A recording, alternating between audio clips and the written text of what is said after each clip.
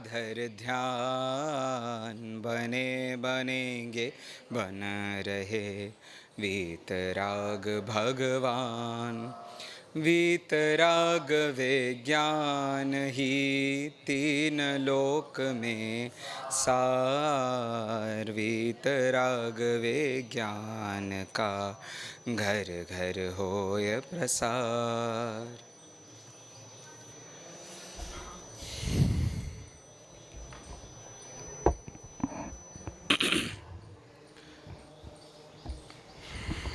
कल हमने निश्चय व्यवहार नाम का पाठ पढ़ा था। ओके, इसकी थोड़ी सी वॉल्यूम बढ़ा दीजिए। आपको बताना है निश्चय और व्यवहार की पाठ में कितनी परिभाषाएं आई हैं। परिभाषाएं, प्रयोग दोनों बता सकते हैं। मोक्ष मार्ग को छोड़कर, मतलब निश्चय व्यवहार की परिभाषा कितनी आई है वो बतानी है। एक एक से शुरू करते हैं। इधर दीजिए माइक।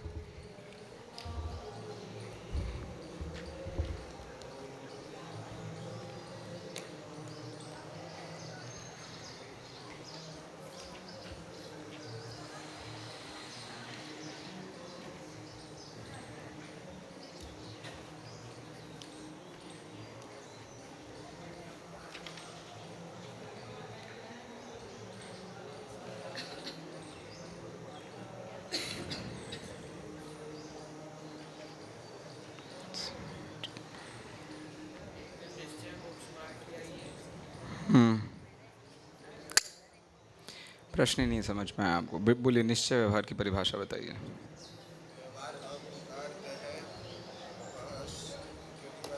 और निश्चय उतना ही चाहिए, पीछे बोलिए। नहीं है माइक कॉर्डलेस।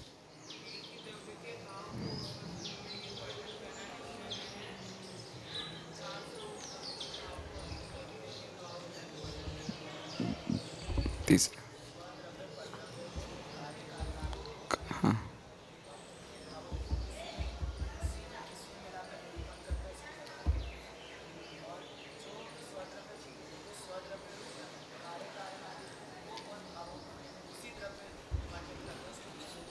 बहुत बढ़िया। और बिल्कुल सबसे सिंपल एग्जाम परिभाषा नहीं आई है पीछे। पाठ में वैसे उसका बहुत उल्लेख नहीं है, लेकिन ठीक है। अब ये जो उन्होंने कहा है उसी में स्वाश्रित पराश्रित शामिल है और अलग से नहीं है। शाबाश। सच्चे निरूपण को मैं यहाँ से शुरू करना चाह रहा था। सच्चे निरूपण को निश्चय और उपचरित निरूपण को व्यवहार कहते हैं। दूसरी भाषा में यथार्थ सो निश्चय और उपचार सो व्यवहार। और बताइए।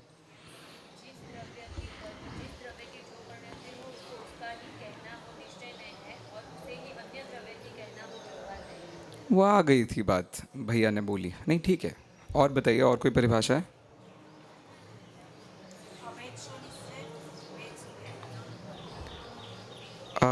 पाठ में वो परिभाषा है नहीं और उसके दृष्टिकोण से कोई प्रस्तुति भी नहीं है। मतलब जैसे हम कहते हैं ज्ञान दर्शन सुख वीर्य का भेद, इसको हम उपचार कहते हैं, मतलब भेद कहते हैं। और इसका जो अभेद है वो आत्मा, वो इस पाठ में उसका कोई ज़्यादा योगदान नहीं है। उस परिभाषा का पता होना चाहिए, वो एक अलग मैटर है। चलिए कुछ बातें पूछते हैं बाकी की, तो इसमें आपको एक ख्याल में आ जाएगा, ठीक है।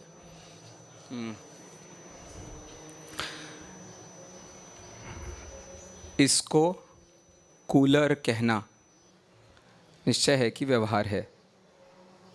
इसको कूलर कहना निश्चय है कि व्यवहार है? पीछे क्या, क्यों? ये प्लास्टिक कूलर है, ये सामने की जाली कूलर है, वो जो ब्लेड है वो कूलर है। जब ये चालू परिस्थिति में हो तो इसको कूलर कहेंगे, क्योंकि कूलर ही नहीं हो रहा है ना, बंद है। चालू कूलर को कूलर कहना निश्चय है और बंद कूलर को कूलर कहना व्यवहार है, क्योंकि ये तो उसका नाम है, काम थोड़ी कर रहा है। तो कूलर बंद है ऐसा नहीं बोल सकते आप कभी। क्यों नहीं बोल सकते? क्योंकि चालू होता तब तो उसका नाम कूलर होता। ये तो द्रव्य निक्षेप से उसको कूलर कहते हैं। थोड़ा कनेक्शन समझ में आ रहा है, लेकिन भाषा बहुत ज़्यादा लाचार होती है। भाषा में आप किसी भी चीज़ को अच्छे से व्यक्त नहीं कर सकते हैं। चलिए, इसे मोबाइल अभी कह सकते हैं कि नहीं? इसे अभी मोबाइल कह सकते हैं कि नहीं? पीछे बोलिए। हैं? कैसे कह सकते हैं?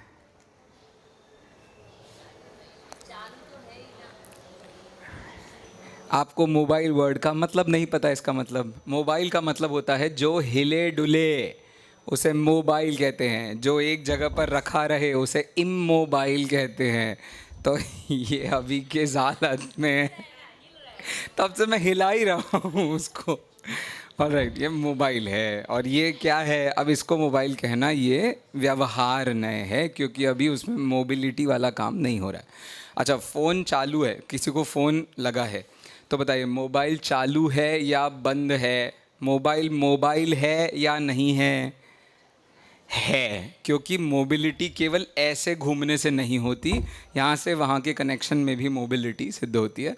टेली कम्युनिकेशन उसको कहते हैं। चलो, हाँ। हाँ, ये चेयर है, इसे चेयर कह सकते हैं क्या? अरे हिल रही है ना? लो, नहीं हिल रही। अब बताओ, ये चेयर है क्या? क्या ये चेयर है? ये निश्चय नय का कथन है कि व्यवहार नय का कथन है?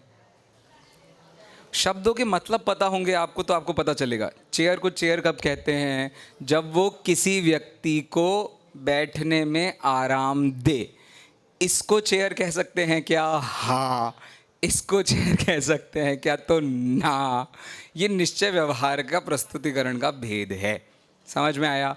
मैं संयम हूँ, निश्चय नय का कथन है कि व्यवहार नय का कथन है? व्यवहार नय का कथन है। निश्चय नय से मैं हूँ, आत्मा हूँ, शरीर मन वाणी आदि से भिन्न पदार्थ हूँ, ऐसा। ये निश्चय व्यवहार आपको वैसा दिखना चाहिए। अच्छा बताओ, आत्मा आत्मा अरस अरूप अगंध होता है। आत्मा ज्ञानी श्रद्धावान वीर्यवान चारित्रवान होता है। इन दो वाक्यों में कौन सा वाक्य निश्चय नय का वाक्य है, कौन सा नय व्यवहार नय का वाक्य है? दो वाक्य सबको समझ में आ गए ना? हाँ। फर्स्ट सेंटेंस क्या था? सेंटेंस बोलिए। मैं अरस अरूप अगंध हूँ, और मैं ज्ञानी हूँ, मैं श्रद्धावान हूँ, मैं चारित्रवान हूँ, मैं वीर्यवान हूँ। सबसे पीछे अरिहंत भैया।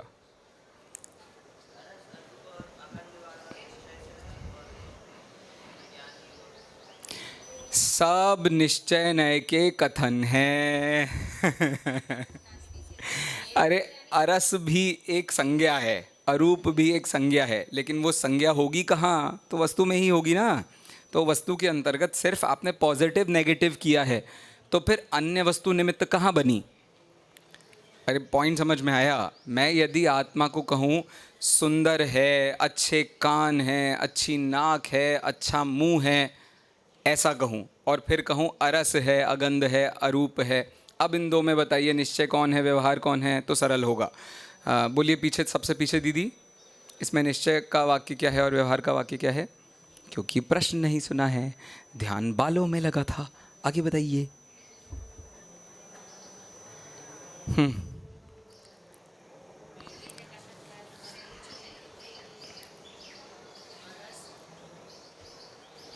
निमित्त की अपेक्षा से किया गया कथन व्यवहार है, और उपादान की अपेक्षा से किया गया कथन निश्चय है। तो मैं सुंदर हूँ, त्वचा मेरी अच्छी है, कान बढ़िया हैं, ये सब जितनी बातें कही जा रही हैं, ये सब निमित्त की अपेक्षा से किया गया कथन है। ठीक है। हाँ, कोई माइक चालू नहीं है? अच्छा, चालू है, चालू है। अभी आपने बोला कि मैं ज्ञान वाला हूँ, दर्शन वाला हूँ, तो वो तो भेद नहीं किया। तो भेद सो व्यवहार होता पहला है। तो मैंने सबसे पहले यही कहा था, इस पाठ में अभी भेद और अभेद के विषय में चर्चा नहीं है, यथार्थ और उपचार के संबंध में ही चर्चा है, इसलिए इस पाठ में आप उसको बिल्कुल मत लाइए। दूसरा, यदि मैंने अरस, अरूप, अगंध कहा है, ये भेद नहीं है, हाँ वो भी तो फिर भेद तो है दोनों ना। व्यवहार हुए। हाँ, दोनों तो या व्यवहार तो हो दोनों सकते को हैं। निश्चय कहो या दोनों को व्यवहार कहो, ऐसा नहीं कहोगे कि आप एक निश्चय एक व्यवहार नहीं, है। दोनों को चलेगा व्यवहार ही सोचा है। वो।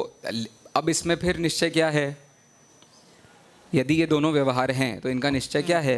अभेद स्वरूप। अब अभेद भी तो भेद हो गया, क्योंकि अभेद है कि एक है।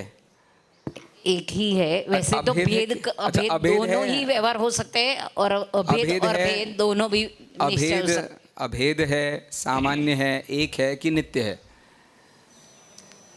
आत्मा अभेद है। आत्मा अभेद है, नित्य है, सामान्य है, एक है। नित्य है। भेदा भेद है। ऐसा है, जब वचनों पर बात चल रही है तो वचनों से ही उत्तर देना पड़ेगा, अन्यथा वचनातीत को सामने खड़ा किया होगा तो। इसलिए कभी भी एक वाक्य जो आप बोल रहे हैं वो निश्चय व्यवहार नहीं होता, दो वाक्य सामने होंगे तो आपको पता चलेगा एक निश्चय एक व्यवहार है। प्रॉब्लम देखिए, आप हिंदू साहित्य पढ़ेंगे तो आपको हिंदू साहित्य में आत्मा का स्वरूप भी गीता में लिखा हुआ है, और एक व्यक्ति को अपना स्वधर्म क्षत्रिय धर्म पालना चाहिए, ये भी लिखा है। अब इन दो वाक्यों में से कौन सा निश्चय है, कौन सा व्यवहार है, ये वहाँ लिखा है क्या? पॉइंट समझ में आया क्या? समय सार क्यों गहरा ग्रंथ है, वो केवल आपको आत्मा कैसे कैसे रूपों में दिखाई देता है वो ही नहीं बता रहा है, उसका विज्ञान भी बता रहा है। क्षत्रिय तुम्हारा शाश्वत धर्म नहीं है, उसे पालने के लिए तुम युद्ध के पीछे मत पड़ो, ये गीता में लिखा है क्या? ये लिखा है आत्मा अजर अमर होती है, किसी के द्वारा काटी नहीं जा सकती, किसी के द्वारा ख़त्म नहीं की जा सकती, और ये भी लिखा है कि तुम्हें अपना स्वधर्म पालना चाहिए। कौन सा स्वधर्म पालना चाहिए? क्षत्रिय धर्म, वैश्य धर्म, शूद्र धर्म पालना चाहिए। इन दोनों में से अब फाइनली बोलो ना कि कौन सा वाला करना चाहिए। पॉइंट समझ में आया क्या? जब तक आपने निश्चय व्यवहार का दायरा वहाँ खड़ा नहीं किया, कौन सा श्रेष्ठ है उस पर विचार नहीं होगा। बात समझ में आई? जैनियों के जितने श्रावकाचार्य के ग्रंथ हैं उनमें भी इस बात को कहा जाता है कि ये गलत है, शुभोपयोगो यम अपराधः। पॉइंट क्लियर है सबको? ये बात गहराई से समझ में आ रही है?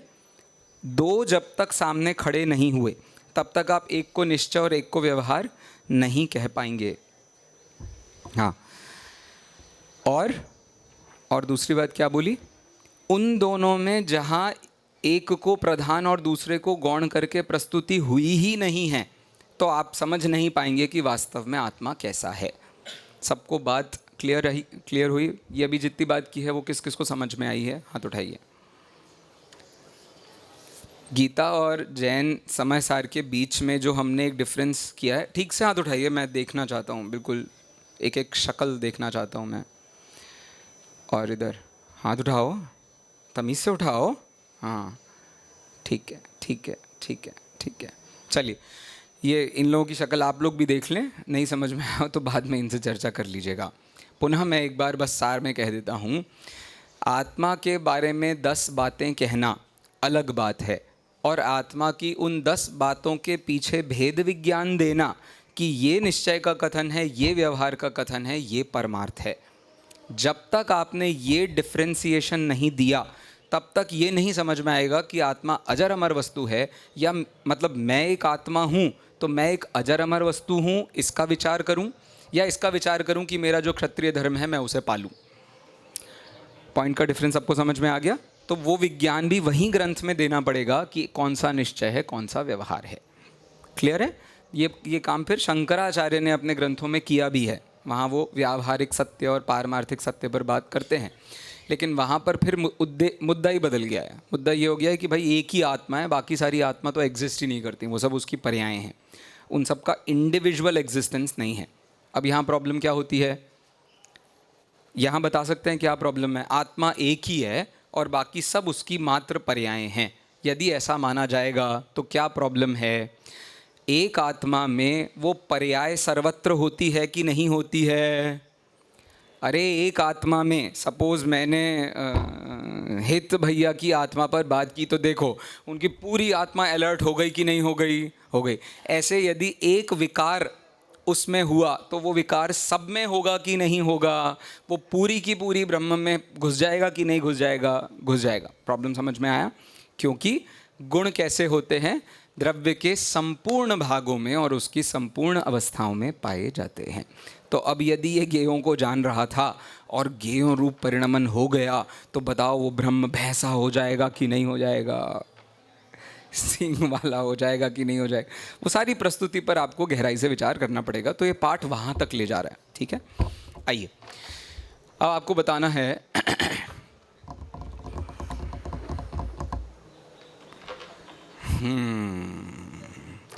निश्चय से करने योग्य कार्य क्या है और व्यवहार से करने योग्य कार्य क्या है। वाक्य बहुत ध्यान से सुनिएगा।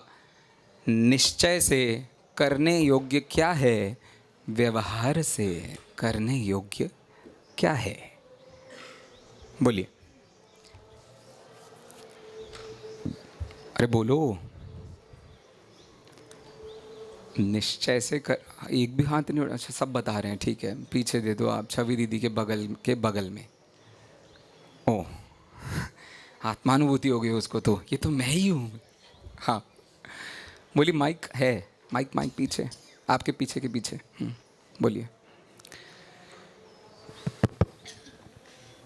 निश्चय से करने योग्य आत्मानुभव है और व्यवहार से करने योग्य षडावश्यक। चलिए, ये एक बेसिक लेवल पर उत्तर सही है। अब ज़रा लेवल को एडवांस कीजिए।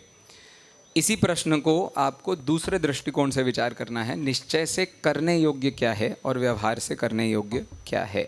बोलिए। ओम भैया माइक दीजिए। ये उत्तर ठीक है, ठीक है। एक प्राइमरी लेवल पर ये उत्तर बिल्कुल ठीक है। निश्चय से आत्मा का ज्ञान और व्यवहार से। मेरे को इस वाक्य की भाषा में उत्तर दीजिए। निश्चय से करने योग्य क्या है और व्यवहार से करने योग्य क्या है। निश्चय से करने योग्य आत्मा को जानना है। हाँ। और व्यवहार से आत्मा को जानने के लिए आपको कुछ करना है। आत्मा तो जान ही रही है, उसके लिए क्या मेहनत करनी है? मेरे को जानना है आत्मा। मेरे को, तुमको आत्मा को जानना है? किसकी? खुद की। खुद। तो फिर तू आत्मा को जान ही तो रहा है, तब तो तू कह रहा है खुद की। अभी तक जाना नहीं है ना। आप पॉइंट अभी भी नहीं, वो थोड़ा सा मिस हो रहा है। बोलिए। सुना नहीं मैंने प्रश्न। बेटा उन्होंने उत्तर दे दिया, फिर इनसे भी प्रश्न पूछ लिया, दोबारा मैंने प्रश्न रिपीट किया था। क्या बात है। इधर दीजिए अर्थ भैया को।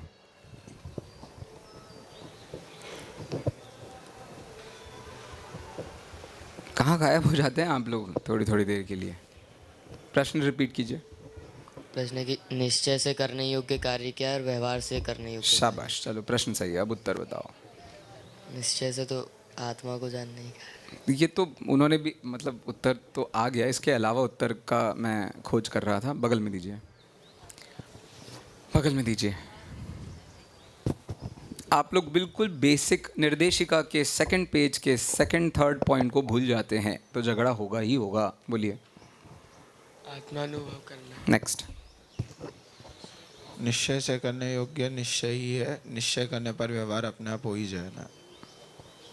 निश्चय से करने योग्य कुछ भी नहीं है, क्योंकि आत्मानुभव करने से नहीं होता है, होते हुए को जानने से होता है। सबको पॉइंट क्लियर समझ में आ रहा है? करने योग्य, यहाँ पर करने योग्य से आशय हाथ उठा पटक और दुनिया भर के काम हैं।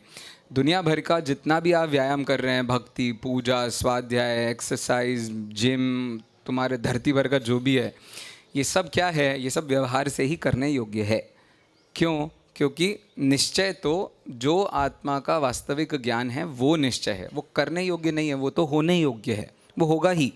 और वो होगा तो इसे सम्यक कहा जाएगा, वो नहीं होगा तो इसे सम्यक नहीं कहा जाएगा। सम्यक मतलब सम्यक कहो, व्यवहार कहो, व्यवहार से मोक्ष मार्ग कहो, वो सब सेम लेवल है। क्लियर है भैया सबको? अरे सबको बात क्लियर हो गई है, चलो अच्छा। अगला बताइए। निश्चय से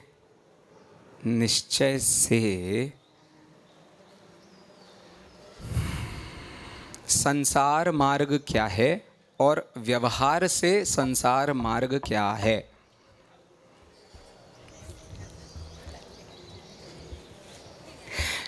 अगर आप इस तरफ सीख गए हैं तो आप उस तरफ भी सीख ही गए होंगे, आशय तो ये है। क्या बात है, संसार मार्ग में आपने हाथ उठाया है, कल तो एक बार भी नहीं उठाया था। बहुत बढ़िया, आई लाइक इट। बोलिए सर। निश्चय से सम्यक दर्शन ज्ञान चारित्र है और व्यवहार से मिथ्या दर्शन ज्ञान चारित्र हैं? मेरा क्वेश्चन क्या, एक बार फिर से सुनिएगा सर। मेरा क्वेश्चन है, निश्चय से संसार मार्ग क्या है और व्यवहार से भी संसार मार्ग क्या है? क्वेश्चन ये है। दोनों में संसार मार्ग है। हाँ, दोनों में संसार मार्ग है। अब उत्तर दीजिए। कौन आए एक साथ।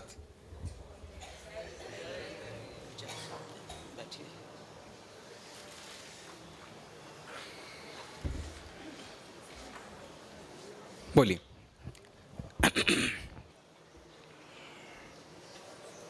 बस वही हाथ मुझे बार बार दिखाई दे रहे हैं। बोलो। सुयोग, कल सुयोग से वैसे बहुत पूछ रहा था, लेकिन चलो बोलिए, आज तो आज है ना। निश्चय से मिथ्या दर्शन ज्ञान चारित्र। शाबाश। और व्यवहार से? और व्यवहार से अच्छा, कौन सा वाला मिथ्या दर्शन ज्ञान चारित्र? द्रव्य मिथ्या दर्शन ज्ञान चारित्र, मतलब ग्रहित, अग्रहित। अग्रहित मतलब शरीर में अपनापन आदि। ठीक है। अब ये शरीर में अपनापन, इसमें आप बता सकते हैं ग्रहित, ये निश्चय से क्या हिस्सा है और व्यवहार से क्या हिस्सा है, इसी लाइन में? अपनापन ये निश्चय और शरीर ये व्यवहार। शाबाश। तो शरीर आदि पर पदार्थ, उनमें जो अपनापन हो रहा है, तो अपनापन वो है निश्चय से हमारी भूल, संसार मार्ग, और व्यवहार से उसका आरोप किसी पर भी होता है। दोस्त, भाई, बहन, खाना पीना, खेलना, उठना, बैठना, सब कुछ ये व्यवहार से संसार मार्ग है। तो व्यवहार के संसार मार्ग में मज़ा आ रहा होगा, तो निश्चय के मोक्ष मार्ग में व्यक्ति विचार करेगा क्या? नहीं, वो तो क्रिकेट खेलने के बाद थक जाएगा और अगले दिन सोएगा। अरे हाँ कि ना? और फिर वो भूल जाएगा कि हमको सुबह क्लास में आना भी है। अब ये क्लास क्या थी? व्यवहार मोक्ष मार्ग। अरे बन सकती थी है नहीं बन सकती थी, लेकिन अब वो इधर स्थिरता नहीं आई तो उधर भी स्थिरता नहीं आती है। ये इसका सीधा सीधा भेद विज्ञान है। चलिए, आज हमें 2 पाठों पर बात करनी है, यहाँ से शुरू करते हैं। बताइए, भाव निश्चय से संयम क्या है और व्यवहार से संयम क्या है? निश्चय से संयम, अरे ये वाला नहीं, षडावश्यक वाला बोलो भाई। अरे पाठ पलटा रहे हैं। अरे सब पढ़े हुए हैं, आपने विज्ञान सीख लिया, निश्चय व्यवहार में उसकी कला सीख ली, अब तो केवल प्रयोग करना है। फिर वही आप बार बार परिभाषा की भाषा पर जाते हैं। चलो दीदी को दीजिए, इधर आगे ब्लैक। ज्ञानी श्रावक के योग्य आंशिक शुद्धि निश्चय से संयम है और उसके साथ होने वाले भूमिका अनुसार हिंसादि से विरति और इंद्रियों का निग्रह व्यवहार संयम। बिल्कुल रट, मतलब बिल्कुल परफेक्ट शब्दों में। ज़रा इसका मतलब बताना मुझे। इन दोनों का एक एक उदाहरण देना। हाँ, व्यवहार में जो 2 बातें बताई आपने, उनका एक एक उदाहरण दीजिए। हिंसादि से विरति में जैसे चौथे गुणस्थान वर्ती जो होगा, तो उसके स्थूल हिंसा का त्याग होगा, अन्याय, अनीति, अभक्ष्य इत्यादि। और इंद्रियों का निग्रह, मतलब वो करेगा वो, लेकिन उसमें एक उदाहरण नहीं बता पा रहे हैं। अरे जितना जितना इंद्रिय विषयों से विरति हुई है, वो सब इंद्रिय निग्रह है। मतलब खाने पीने में थोड़ा हिसाब लगा है, ये खाओ ये नहीं खाओ, भक्ष भक्ष का विचार है, ये इंद्रिय निग्रह है। और रागादि से विरति, जो मम्मी पापा से बहुत ज़्यादा हम डिपेंडेंट थे, हम दोस्त यारों पे, माँ बाप से, पत्नी से, बच्चों से जो डिपेंडेंसी थी, वो डिपेंडेंसी भी कम हुई है, तो ये हिंसादि से विरति, या हिंसा के कार्य छोड़ ही दिए हैं, अब केवल हम अहिंसा रूपी मोक्ष मार्ग में ही अपने विचार करते हैं, ऐसा। ठीक है, चलो पूजा किसकी करनी चाहिए और क्यों? पूजा किसकी करनी चाहिए और क्यों? अर्थ भैया को दीजिए।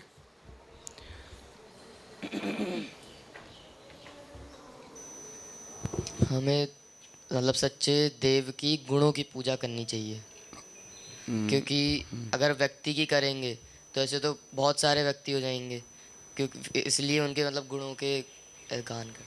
बहुत सारे हो जाएंगे तो अनंत सिद्धों को नमस्कार नहीं करना। मतलब वो व्यक्ति नहीं हुए ना, उनके गुण हमें मतलब दिखते हैं। अच्छा चलो, ये एक इशू बहुत होता है, गुणों को नमस्कार करना है, व्यक्ति को नहीं। अब गुण व्यक्ति में ही होते हैं, तो आप व्यक्ति को नमस्कार कर रहे हैं कि गुण को नमस्कार कर रहे हैं? क्वेश्चन फिर से बोलूं, क्वेश्चन फिर से बोलता हूं, गुण को नमस्कार करना है, व्यक्ति को नहीं। प्रश्न ये है, गुण बिना व्यक्ति के तो, बिना द्रव्य के तो रहते नहीं हैं। गुण द्रव्य के बिना तो, पर्याय द्रव्य के बिना तो रहती नहीं है। तो आप व्यक्ति को नमस्कार करते हैं या गुण को नमस्कार करते हैं? और फिर इस पंक्ति का क्या आशय है कि हमें गुणों को नमस्कार करना चाहिए, व्यक्ति को नहीं?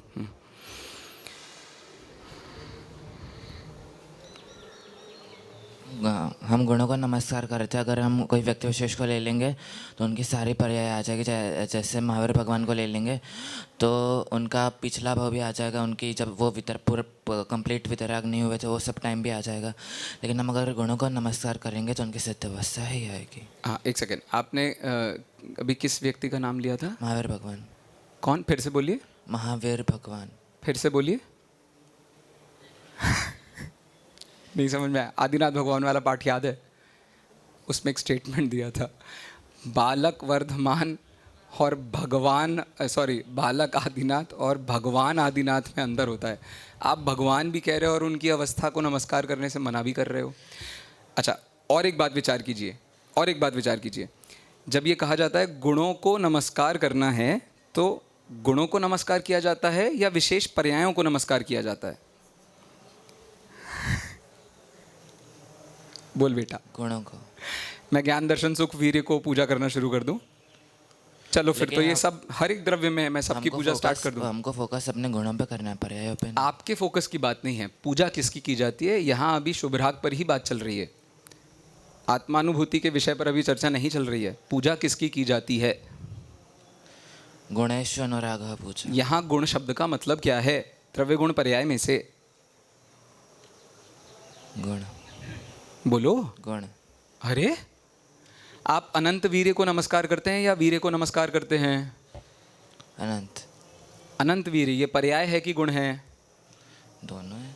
अरे दोनों में से क्या है? अभी जब भेद ही कर रहे हैं तो क्या है? बस उतना ही मुझे जानना है। हम अरहंत भगवान की जो अभी की पर्याय है उसको ही नमस्कार करते हैं।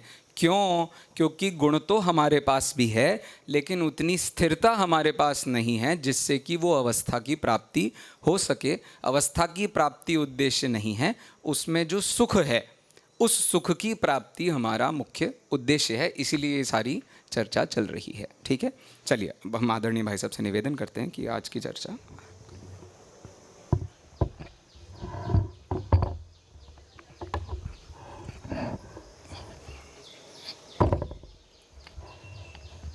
चर्चा प्रारंभ करते हैं आवश्यक से। आवश्यक किसे कहते हैं?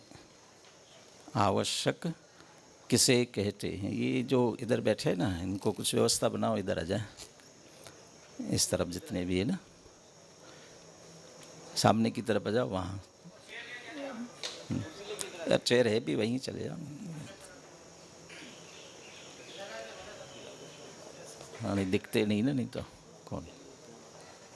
हाँ जी, आवश्यक किसे कहते हैं? बोलिए।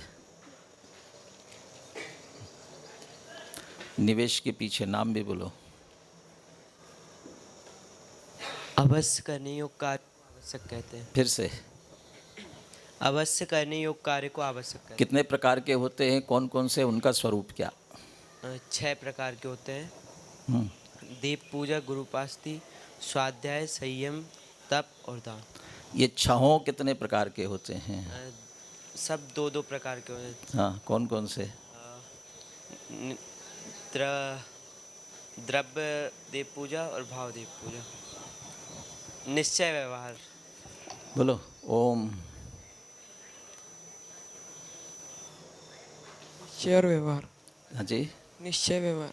निश्चय व्यवहार वाला पाठ तो पढ़ चुके हैं। इसके भेद किसके? छठ आवश्यक के, हर एक के 2-2 भेद है। निश्चय, निश्चय और व्यवहार। तो क्या कहलाएंगे वे? निश्चय देव पूजा, व्यवहार देव पूजा है। आवश्यक कितने प्रकार के? आवश्यक 6 प्रकार के। बैठिए। पहला उत्तर क्या होना चाहिए? हाँ? आवश्यक 2 प्रकार के, निश्चय आवश्यक और व्यवहार आवश्यक। 6 भेद किसके हैं? निश्चय आवश्यक के। क्यों? अभेद सो निश्चय। तो निश्चय में भेद होते कहाँ हैं? हाँ? तो वो व्यवहार के ही है, लेकिन जिन जिन को व्यवहार से आवश्यक कहा गया उन सब का भी जो निश्चय पक्ष है वो प्रस्तुत किया, लेकिन उसमें अंतर थोड़ी आया, छहों में नहीं आया ना। अब निश्चय आवश्यक क्या है और क्यों? निश्चय आवश्यक क्या है और क्यों? यहाँ आखिरी में कौन है? काव्य के बाजू में। हाँ बोलो। ये ऐसा ऐसा बैठो कि दिखे।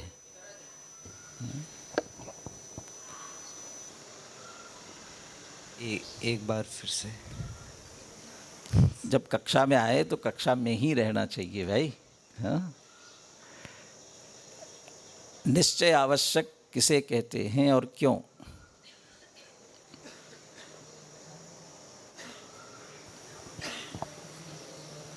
आत्मा का ज्ञान करना सुनिश्चय आवश्यक। क्यों?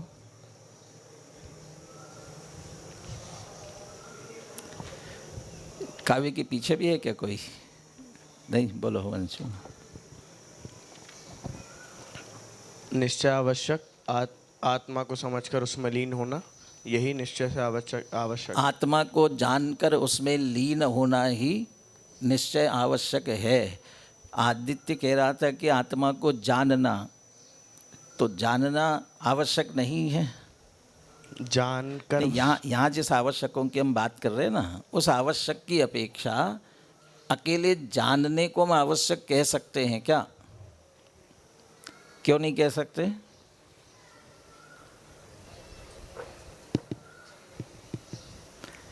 बोलो, इसको शागिर्द को आगे। ये आवश्यक करने योग्य कार्य है, मतलब इनको करना पड़ता है, तो जानकर फिर उनको करना भी पड़ेगा, इसलिए जानना नहीं। करना किस में होता है? चारित्र में, मतलब चारित्र में होता है। हाँ। चारित्र के लिए क्या शब्द देंगे? अनुभव, लीनता आएगी ना। इसलिए चूंकि ये चारित्र है, तो जानकर आत्मलीन होने पर छहों की सामान्य निश्चय की परिभाषा कौन सी दी है? छहों की सामान्य रूप से ही अद्वैत को देना।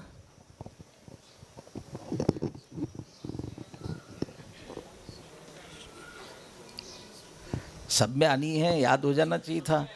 निश्चय की परिभाषा सबकी एक साथ याद हो जाती है। बोलो। ज्ञानी श्रावक के हाँ, योग हाँ, आंशिक हाँ। निश्चय आवश्यक। ज्ञानी श्रावक के योग आंशिक शुद्धि। आंशिक शुद्धि का मतलब? आंशिक शुद्धि का मतलब ध्रुव बता सकते हैं? आंशिक शुद्धि कुछ अंशतः शुद्धि। कैसी माने? माने क्रोध मान माया लोभ में से अकेला क्रोध चला गया, उतना सा, ऐसा? बोलो निवेश। अनंतानुबंधी के अभाव रूप आंशिक शुद्धि है वहाँ पे। और अप्रत्याख्यानावरण भी आ सकती है। अब जितनी सम्यक चारित्र है जितना, उतना वहाँ पे आंशिक शुद्धि है। माने अपन यदि चौकड़ी की बात करें तो एक कषाय चौकड़ी, तो एक कषाय चौकड़ी हुई उतनी शुद्धि हुई, इसलिए आंशिक शुद्धि। दो कषाय चौकड़ी हुई तो आंशिक शुद्धि की पूरी नहीं हुई। अब तीन कषाय चौकड़ी के अभाव वाली आंशिक शुद्धि कह सकते हैं कि नहीं? आराम क्या प्रश्न पूछा? तीन कषाय चौकड़ी वाली आंशिक, क्योंकि तीन कषाय चौकड़ी भी आंशिक शुद्धि ही है, पूर्ण शुद्धि नहीं है। तीन कषाय चौकड़ी वाली आंशिक शुद्धि कह सकते हैं कि नहीं? यहाँ प्रकरण में वो तो हमसे आंशिक शुद्धि है, लेकिन यहाँ ले सकते हैं कि नहीं? इतना सोचना पड़ेगा। बोलो। नहीं क्यों? क्योंकि यहाँ पे ज्ञानी श्रावक की बात चल रही है। फिर और ये तीन कषाय चौकड़ी भावलिंगी मुनिराजों के होता है, और ये आवश्यक श्रावक के आवश्यकों की बात चल रही है। कितने आवश्यक? षट आवश्यक की बात कर रहे हैं ना। जैसे श्रावक के षट आवश्यक होते हैं, ऐसे मुनिराज के भी षट आवश्यक होते हैं। मुनिराज के षट आवश्यकों में यदि वहाँ भी निश्चय व्यवहार करेंगे ना, तो वहाँ भी निश्चय व्यवहार करेंगे, तो वहाँ के निश्चय आवश्यक की परिभाषा क्या देंगे? मुनिराज के षट आवश्यक ये पाठ हो तो वहाँ पर निश्चय आवश्यक की परिभाषा क्या आएगी? बोलो। ज्ञानी मुनिराज के योग्य शुद्धि में वृद्धि। क्यों वृद्धि क्यों लगाएंगे? उनकी बड़ी तो ठीक है, तो चौथे से पांचवें में बड़ी है। तीन कषाय चौकड़ी। अरे वही शब्द रखो तो भी दिक्कत नहीं है। आंशिक शुद्धि सिर्फ मुनिराज के योग्य। अब मुनिराज के योग्य आंशिक शुद्धि क्या होगी? तीन कषाय चौकड़ी के अभाव वाली, और तीन कषाय चौकड़ी के अभाव की भी आंशिक शुद्धि है। अब पूर्ण शुद्धि वहाँ कौन से षट आवश्यक होते हैं, हो सकते हैं, होने चाहिए?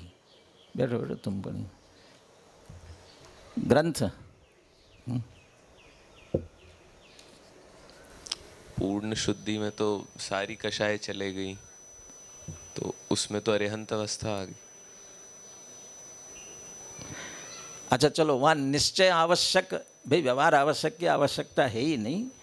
ये तो जितनी आवश्यकता चल रही है ना, आंशिक शुद्धि है और पूर्ण शुद्धि होवे, इसके लिए चल रही है। पूर्ण शुद्धि हो गई, इसलिए अब व्यवहार आवश्यक की आवश्यकता नहीं है। लेकिन निश्चय आवश्यक वहाँ हो रहा है कि नहीं हो रहा है? हो रहा है। कैसे हो रहा है? पहले आंशिक शुद्धि चल रही थी, अब तो पूर्ण शुद्धि हो गई है आत्मा की, तो आवश्यक तो चली। तो निश्चय आवश्यक की परिभाषा क्या दी? यानी श्रावक के योग्य आंशिक शुद्धि। उसके पहले ये तो सब में सामान्य रूप से घटित किया। निश्चय आवश्यक की परिभाषा वंशित ने बताई थी ना, ध्यान नहीं दिया?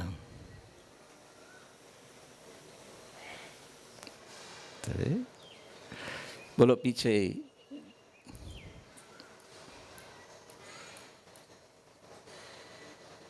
आत्मा को समझकर उसमें लीनता निश्चय आवश्यक है। ठीक है। अब अनंत भगवान में घटित करो।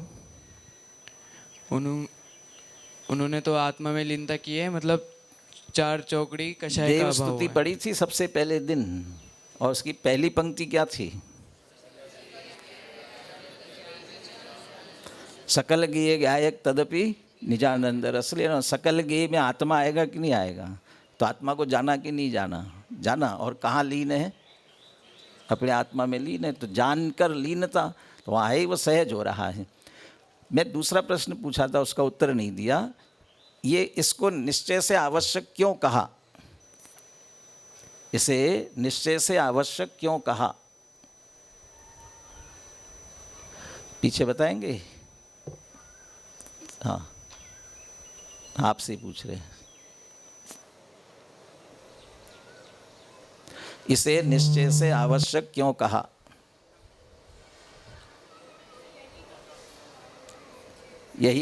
यही करने जैसा कार्य इसलिए करे। यही करने जैसा कार्य क्यों है?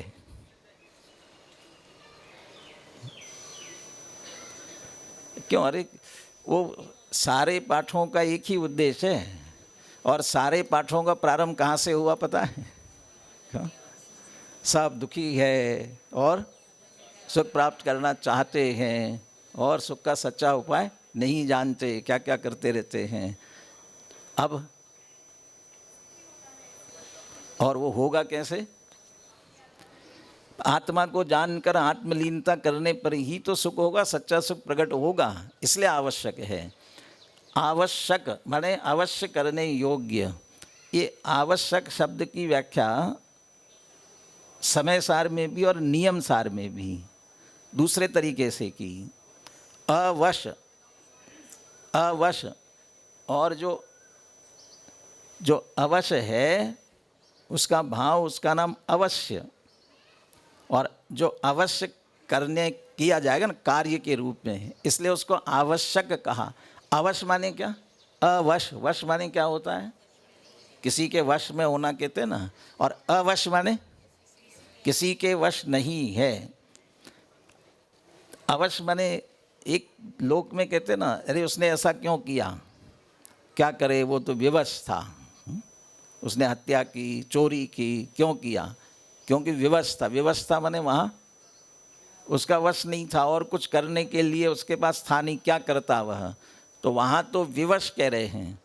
लेकिन यहाँ कह रहे अवश। अवश माने किसी के वश नहीं, और किसी के वश नहीं तो किसके वश? अपने वश। इसलिए जो स्ववश है ना वह अवश, और किसी के वश नहीं है, अपने ही वश है वह अवश, और उसी का भाव अपने में लीन होना, उसका नाम ही अवश्य, और वही करने योग्य। इसलिए आवश्यक, करने को कर का शब्द लगा देते हैं ना, करना, कारक।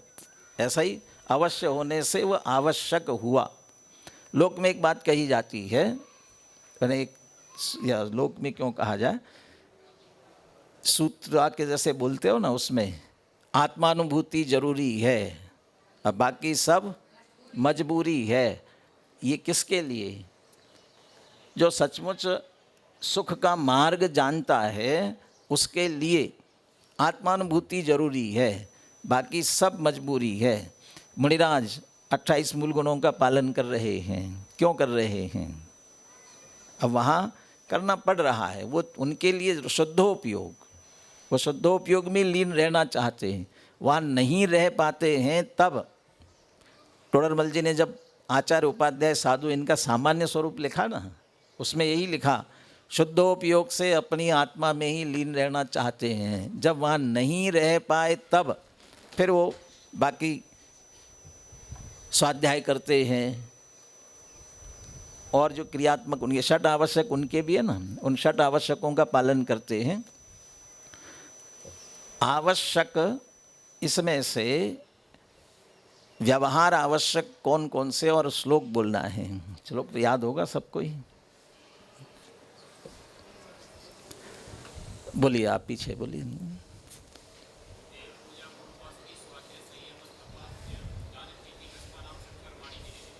बहुत अच्छा, आगे 6 इसमें आ गए ना। चले, अब सबसे पहला कौन सा था? देव पूजा। निश्चय की बात अब नहीं करते हैं। व्यवहार देव पूजा आवश्यक क्या है?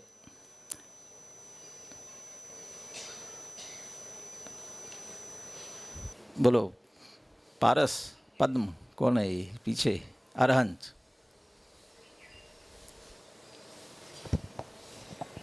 देव का स्वरूप समझकर उनके गुणों का स्तवन करना भाव व्यवहार से भाव पूजा है, और फिर उनके गुणों का स्तवन पूर्वक जो हम अष्ट द्रव्य से उनकी पूजा करते हैं वह व्यवहार से द्रव्य पूजा है। फिर से देव के स्वरूप को समझकर उनके गुणों का स्तवन करना भाव व्यवहार से भाव पूजा है, और उन्हीं देवों के गुणों के स्तवन पूर्वक जो हम अष्ट द्रव्य आदि से उनकी पूजा करते हैं वह द्रव्य पूजा है। द्रव्य पूजा। अब निश्चय पूजा, व्यवहार पूजा। अब व्यवहार पूजा में भी 2 भेद क्यों डाले? व्यवहार पूजा में भी 2 भेद डाल दिए, व्यवहार भाव पूजा और व्यवहार द्रव्य पूजा। भाव पूजा किसे कहा?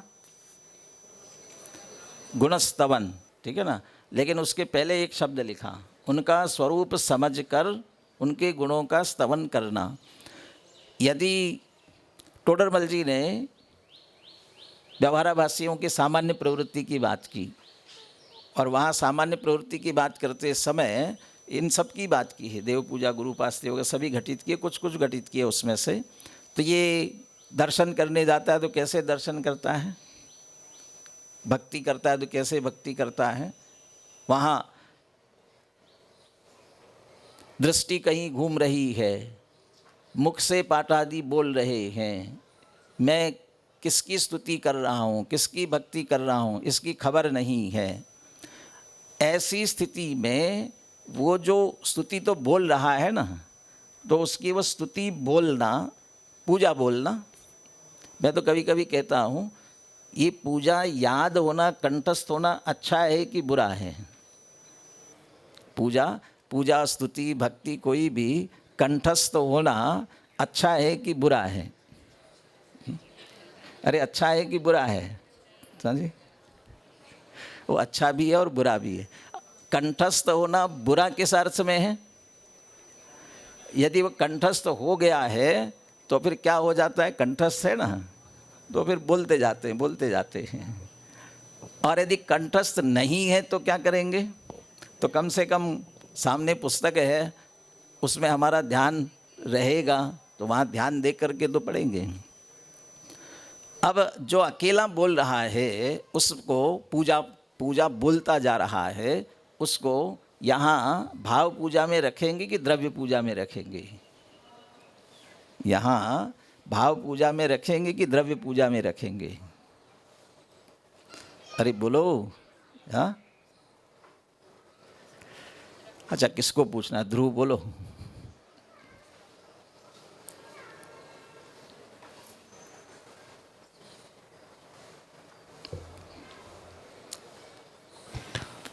उसको दोनों में नहीं रखेंगे, सिर्फ बोल ही रहा है पूजा तो। अच्छा, क्यों नहीं? अच्छा, बोल तो रहा है ना। अच्छा, वो दूसरा क्या क्या? द्रव्य से पूजा करना, द्रव्य से पूजा करना, उसको तो व्यवहार द्रव्य पूजा कहा ना, व्यवहार से द्रव्य पूजा, वो तो है ना। उनका वितराग सर्वज्ञ और उनके गुणों का जो पूजा करता है विधि पूर्वक, मतलब द्रव्य से पूजा करता है, उनको समझकर पूजा करता है, तभी वो द्रव्य पूजा कहलाए। तो अकेला बोल रहा है उसे कुछ अच्छा, दोनों। मैं यहाँ दो बातें कहना चाह रहा था, मन वचन काय, इसमें से जो गुणों का स्तवन चिंतवन मनन चल रहा है वो स्तवन, वहाँ स्तवन में वहाँ की मुख्यता है। वह जब मन में चिंतन चल रहा है उसको एक तरह से भाव पूजा। अच्छा, व्यवहार क्यों कहा उसे? व्यवहार क्यों कहा? क्योंकि निश्चय तो आंशिक शुद्धि अंतरंग जो प्रकट हुई है वो है निश्चय, और उसे बनाए रखने के लिए, उसे नीचे न आवे, इसके लिए ये व्यवहार से बाहर से कर रहा है, इसके लिए। अब भाव पूजा, मन में स्तवन चल रहा है, भाव पूजा। अब वचन से बोले, चाहे अष्टद्रव्य चढ़ावे, तो वो किस में जाएगा? द्रव्य पूजा में ही जाएगा। तो गुणों का पाठ करना, बोलना वचनों से, यह भी व्यवहार द्रव्य पूजा में ही जाता है। लेकिन जब ऐसे ये कहा गया कि अकेला बोल रहा है, ऐसे ही हमारे गुणों का स्तवन नहीं, मन में विचार स्वरूप का नहीं चल रहा है, और अष्टद्रव्य भी यहाँ से यहाँ करते जा रहे हैं, तो उसे व्यवहार द्रव्य पूजा कहेंगे कि नहीं कहेंगे? नहीं कहेंगे। क्यों नहीं कहेंगे? जैसे निश्चय व्यवहार की परिभाषा में व्यवहार किसे कहा था? उपचरित, उपचार। तो उपचार होगा, आरोप किया जाएगा, तो भाव होगा तो उसका उपचार किया जाएगा ना। भाव ही नहीं होगा तो उपचार किस में करेंगे? इसलिए गुणों के स्मरण के साथ साथ, स्मरण के साथ साथ, वो गुणस्तवन में स्मरण की मुख्यता रखना, स्मरण के साथ साथ जो बोल रहे हैं और बाहर से चढ़ा रहे हैं, तब उसको द्रव्य पूजा व्यवहार से कही जाएगी, अन्यथा नहीं। दूसरा आवश्यक कौन सा है? हाँ जी, गुरुपास्ति। व्यवहार गुरुपास्ति किसे कहते हैं? व्यवहार गुरुपास्ति किसे कहते हैं? वह अरहंत के आगे कौन है? गुरु का सच्चा स्वरूप समझकर उनकी उपासना करना ही गुरु उपासना है। गुरु का सच्चा स्वरूप समझकर उनकी उपासना करना माने क्या करना?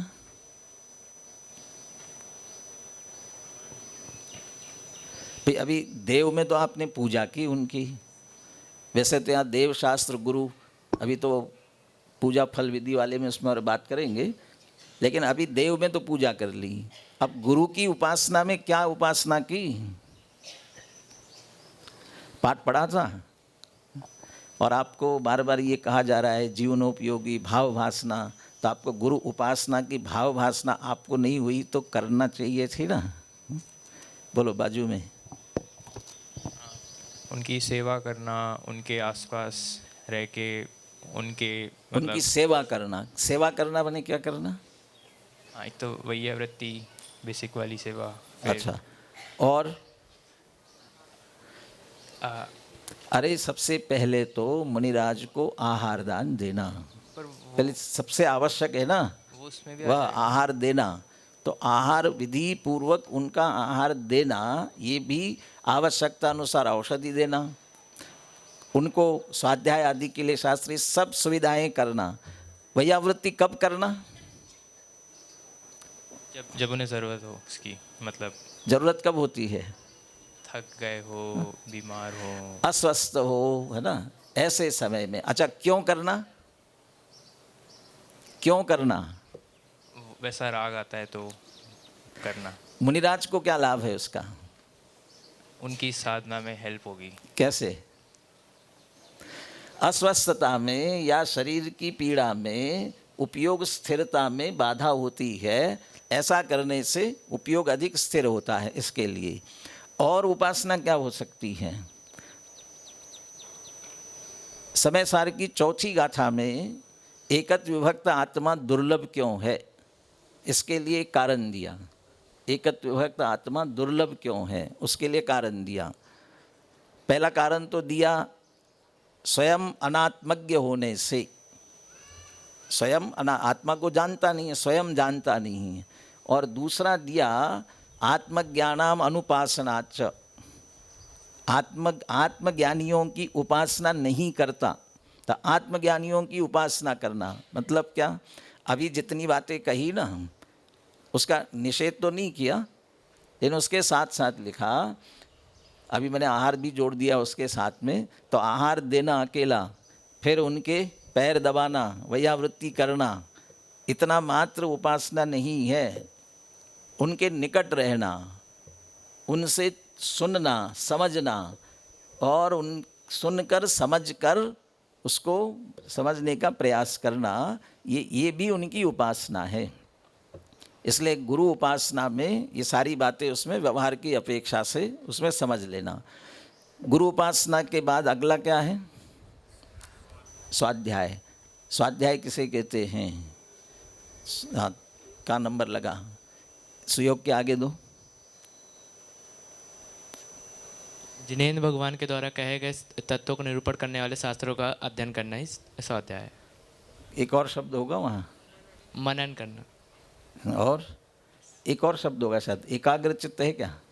नहीं, एकाग्र चित्त नहीं है। चलो, अच्छा, जिनेंद्र भगवान के द्वारा कहे गए उन्हीं शास्त्रों का और अध्ययन करना, मनन करना, चिंतन करना, पठन करना, पाठन करना, उसके लिए जो कुछ किया जा रहा है, स्वाध्याय के जितने अंग, जितने भेद है ना, वो स्वाध्याय के अंग सब भेद उसमें शामिल कर लेना। ये सब करना, ये क्या है? व्यवहार से स्वाध्याय है। ये अब इसमें भी अकेला पढ़ना, इसको स्वाध्याय कहेंगे क्या? नहीं। कब कहलाएगा स्वाध्याय? जब मनन करना।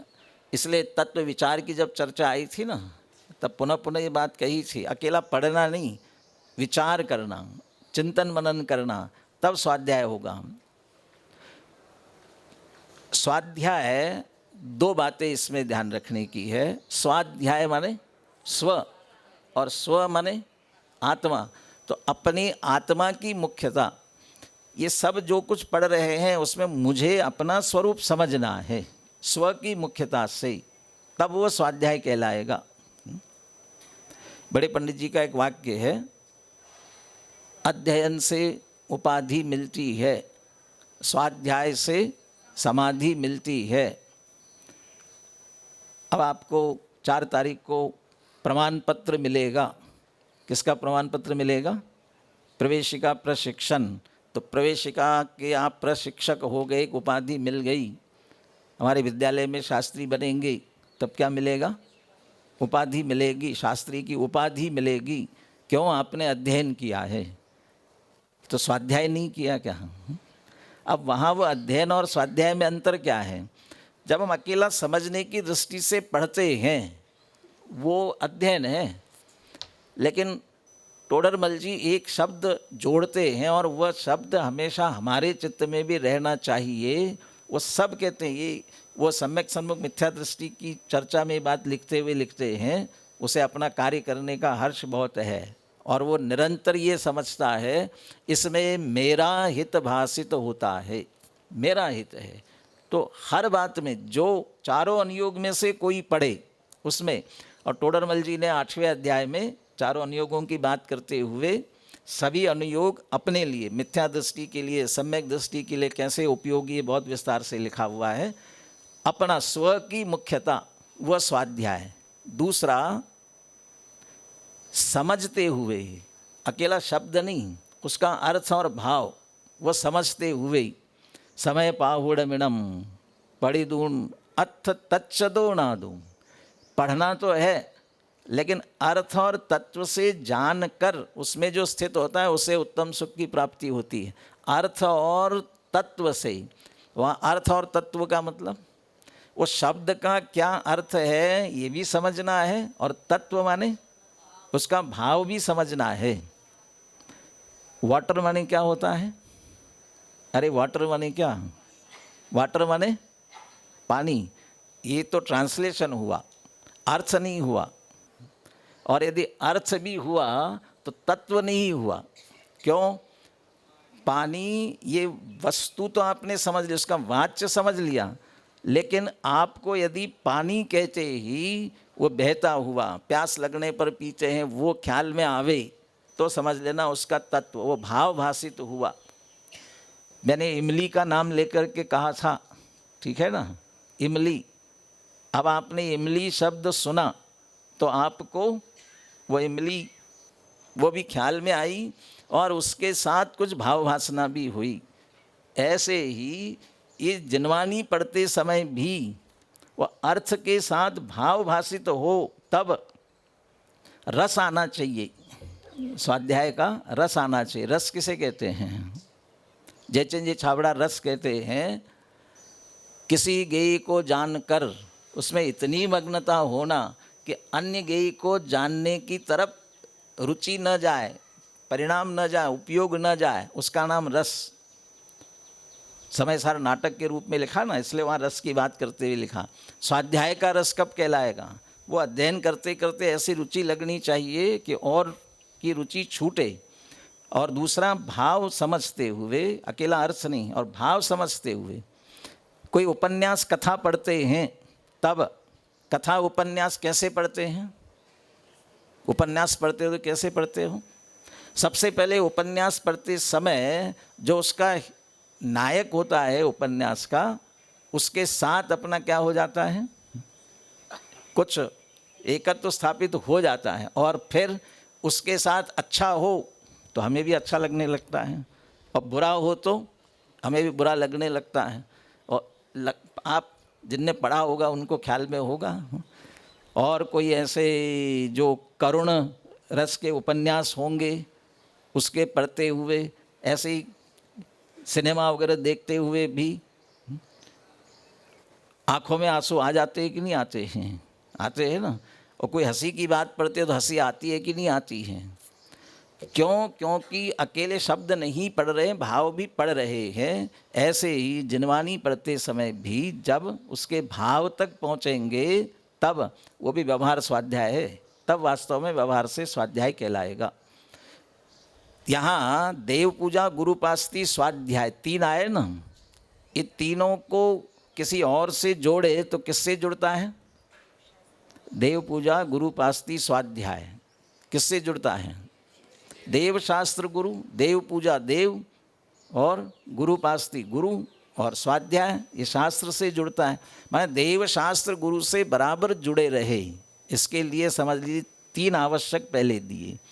अब इसी की और वृद्धि हो, इसके लिए आगे क्या आवश्यक? चौथा आवश्यक क्या है, किसे कहते हैं? इसमें भी 2 शब्दों पर विशेष ध्यान देना है। अद्वैत को भी पूछ ले, इधर भी पूछा ध्रुव, और कौन रह गया इधर? चलो इधर शुरू करते हैं, इधर भी आ गए। आप बोलिए संयम। निश्चय वाली बात तो सबको ख्याल में है ना। निश्चय क्या संयम है? संयम नाम का निश्चय आवश्यक क्या है? ज्ञानी श्रावक के योग आंशिक शुद्धि, चौथे गुणस्थान वाला है तो उसके योग्य आंशिक शुद्धि, पंचम गुणस्थान वाला है तो उसके योग्य आंशिक शुद्धि। भूमिका अनुसार हिंसादिक से विरक्ति और इंद्रिय निग्रह वो व्यवहार संयम है। ये 2 क्यों लिखे हैं? हिंसादि से निवृत्ति और इंद्रिय निग्रह, इन्हें व्यवहार से संयम कहा गया। क्यों कहा गया? 2 शब्दों का प्रयोग क्यों किया? जिसको ख्याल में हाथ ऊंचा करे। इधर तो ध्यान ही नहीं दिया। हाँ बोलो, माइक दो उधर जल्दी से।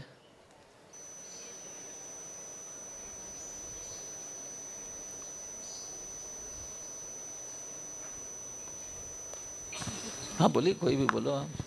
12 प्रकार की अविरति होती है ना, तो उनसे विरत होना। 5 इंद्रिय और 6 मन, 5 स्थावर और 1 तरस, उनसे निवृत्त होना। 6 तो हुए, 6 तो हुए। 6 इंद्रिय संयम और 6 प्राणी संयम। 2 तरह का संयम होता है, प्राणी और प्राणी संयम और इंद्रिय संयम। तो प्राणी संयम के उसके लिए हिंसादि से निवृत्ति कहा, और इंद्रिय संयम के लिए इंद्रिय निग्रह कहा। हिंसादि से निवृत्ति और दूसरा इंद्रिय निग्रह। टोडरमल जी ने संवर तत्व की भूल की बात करते समय ये लिखा, ये संयम है ना, तो हमारा यदि ध्यान जाता है हिंसादि की निवृत्ति और इंद्रिय निग्रह, यदि इस पर ध्यान जाता है तो कहाँ ध्यान जाता है?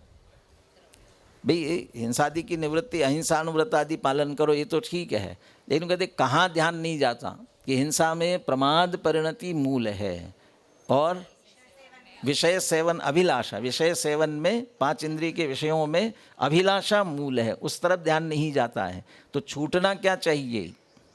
क्या छूटना चाहिए? प्रमाद छूटना चाहिए और विषयों की अभिलाषा छूटनी चाहिए।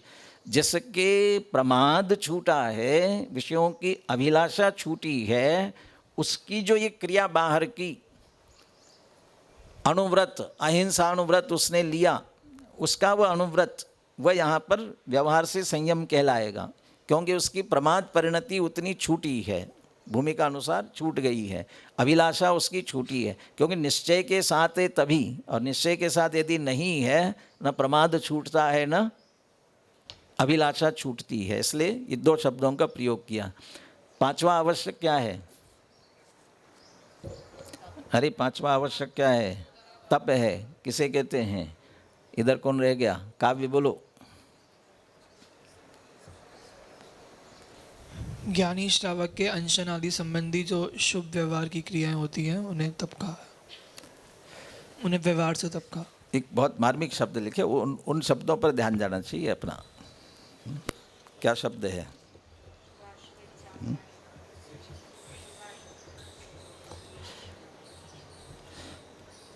बोलो बोलो।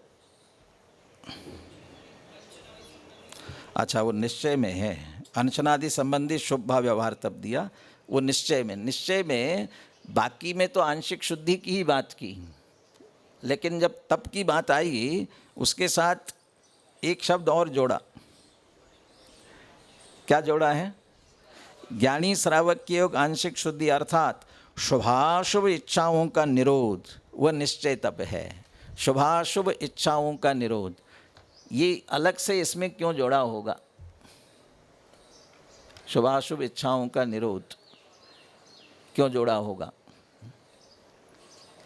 उनको दीजिए बगल में।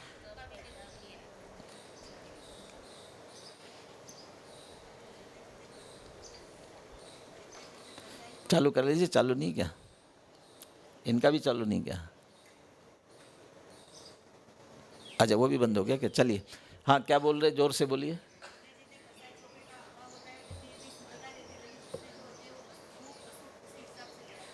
नहीं, तप के साथ शुभाशुभ इच्छाओं का निरोध, ये शब्द क्यों जोड़े गए? अरे सीधी बात, तप किसे कहते हैं? इच्छा निरोधस तपा। और ये समझ लो नास्ति से हुआ, अस्ति से क्या है? क्या? आत्मस्वरूप में लीनता, स्वरूपे तपणम, है ना, स्वरूप की लीनता। स्वरूप की लीनता ये अस्थि से तप है, और व्यवहार से कहते हैं इच्छा का निरोध का। अब इच्छा में अशुभ 5 इंद्रिय विषय भोगों की बाहर की इच्छाएं हुई तो आत्मा में लीन नहीं हो सकेगा, और शुभ इच्छा हुई तो पूजा करना है।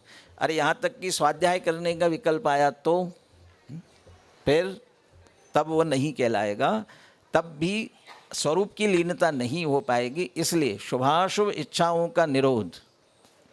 मुनिराज को भी तीर्थ यात्रा करने का विकल्प कदाचित आता है, अनिवार्य नहीं है। और तीर्थ यात्रा का विकल्प आए तो बाहर की प्रवृत्ति बढ़ती है, और एक जगह रहते हैं तो सहज शांत रह सकते हैं, अपने में लीन रह सकते हैं। इसलिए दोनों इच्छाओं के निरोध की बात की। 5वां हो गया ना, अब 6वां क्या है? दान। दान किसे कहते हैं? यहाँ निश्चय और व्यवहार दोनों दानों की परिभाषा बोलनी है। निश्चय व्यवहार दान। बोलो आप लोग को, नहीं बोलो,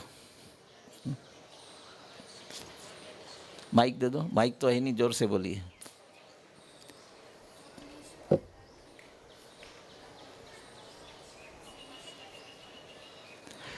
भाई एक सामान्य परिभाषा चल रही थी ना, उसके साथ एक और शब्द जोड़ दिया यहाँ भी।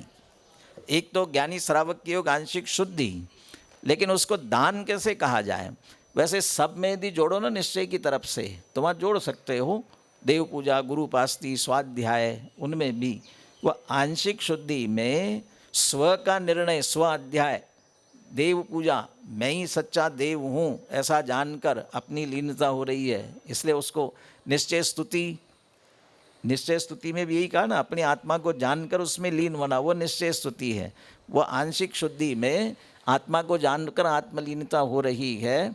उसी तरह दान में क्या दिया, देना दान कहलाएगा ना। और निश्चय दान है तो दूसरे को देने की बात तो होगी नहीं, अपने को देने की बात हुई। अपने को क्या दिया, तो जो आंशिक शुद्धि हुई है वह शुद्धता ही अपने को दी, तो शुद्धि का दान हुआ, इसलिए निश्चय से दान हुआ। अब व्यवहार दान क्या है? व्यवहार दान क्या है?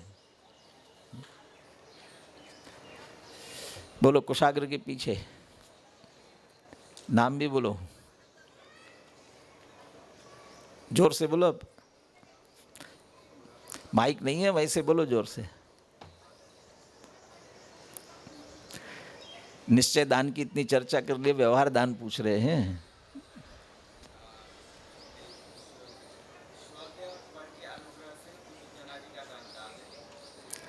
इसमें स्व पर के अनुग्रह लिखा। जब हम दान दूसरे को दे रहे हैं तो इसमें स्व पर, स्व कहाँ से आया? स्व का क्या अनुग्रह है? हम दूसरे को दे रहे हैं, तब उसमें स्व का क्या है? क्या शब्द लिखे यहाँ पर? स्व और पर के अनुग्रह के लिए धनादि देना व्यवहार दान है। स्व और पर के अनुग्रह के लिए, स्व का अनुग्रह क्या है? अरे स्व का अनुग्रह कैसे हुआ दान देने में? आप लोग कोई और सोचते नहीं है क्या? बोलिए।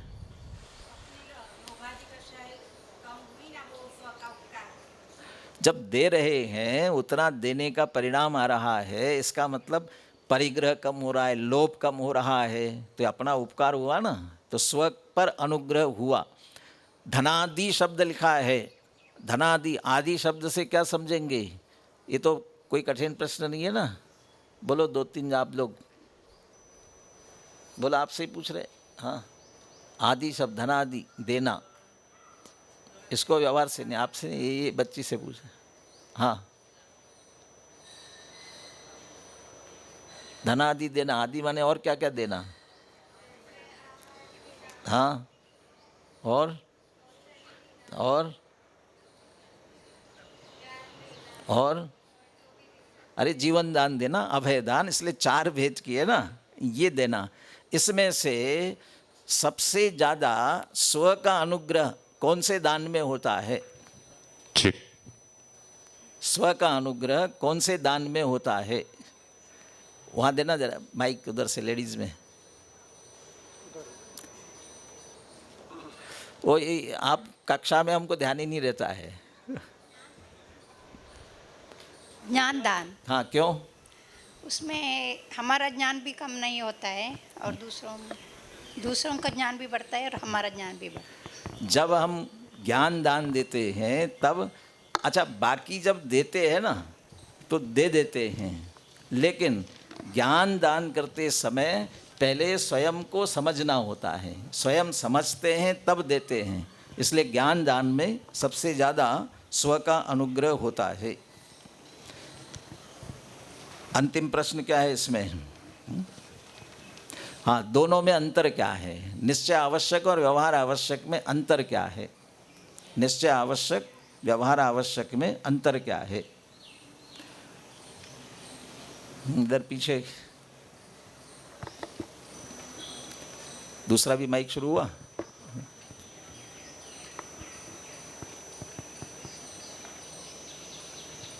निश्चय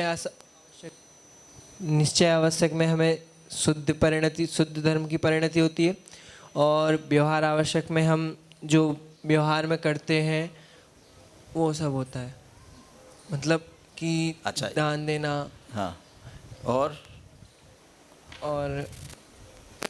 एक ही अंतर हुआ क्या? निश्चय आवश्यक से क्या होता है, व्यवहार आवश्यक से क्या होता है? और निश्चय आवश्यक में हमें बंध का अभाव होता है, और इसमें व्यवहार आवश्यक में हमें पुण्य बंध का बंध होता है।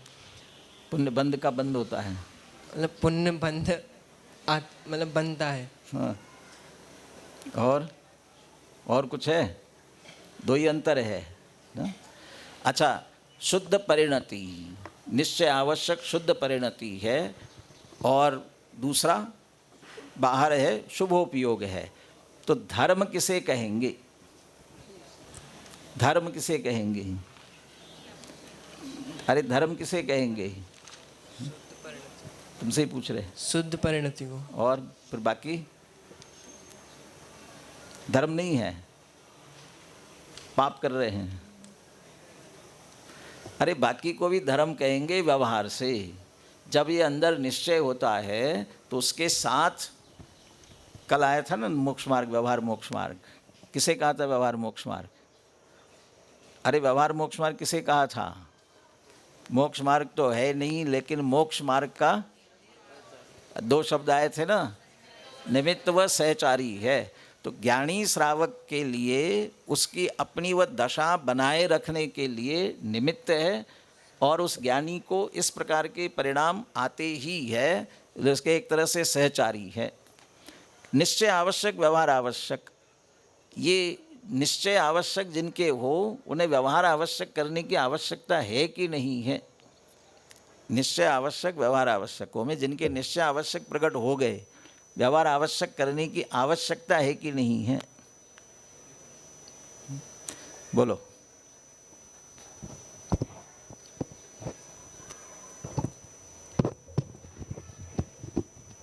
वो तो सहज ही पलेंगे जिनको निश्चय आवश्यक होंगे, उनको कोई करने की, मतलब करना ऐसा नहीं होता।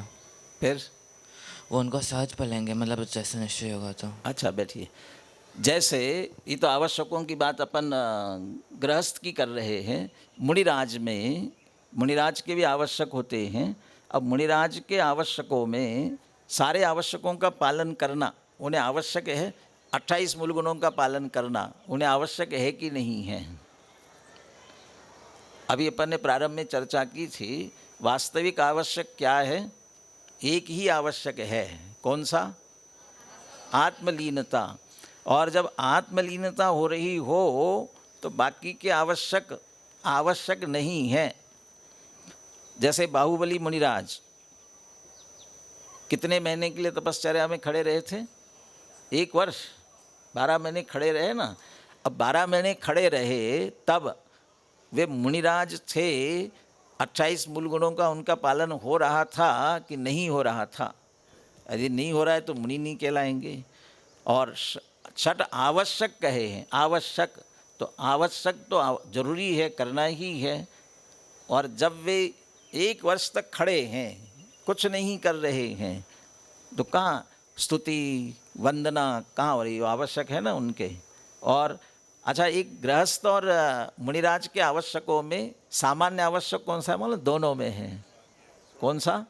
स्वाध्याय। इसका मतलब सबसे ज़्यादा महत्वपूर्ण आवश्यक कौन सा है? स्वाध्याय है। गृहस्थ के लिए भी जरूरी और मुनिराज के लिए भी जरूरी है। तो वे स्वाध्याय कर रहे थे कि नहीं कर रहे थे? स्वाध्याय हो रहा था कि नहीं हो रहा था?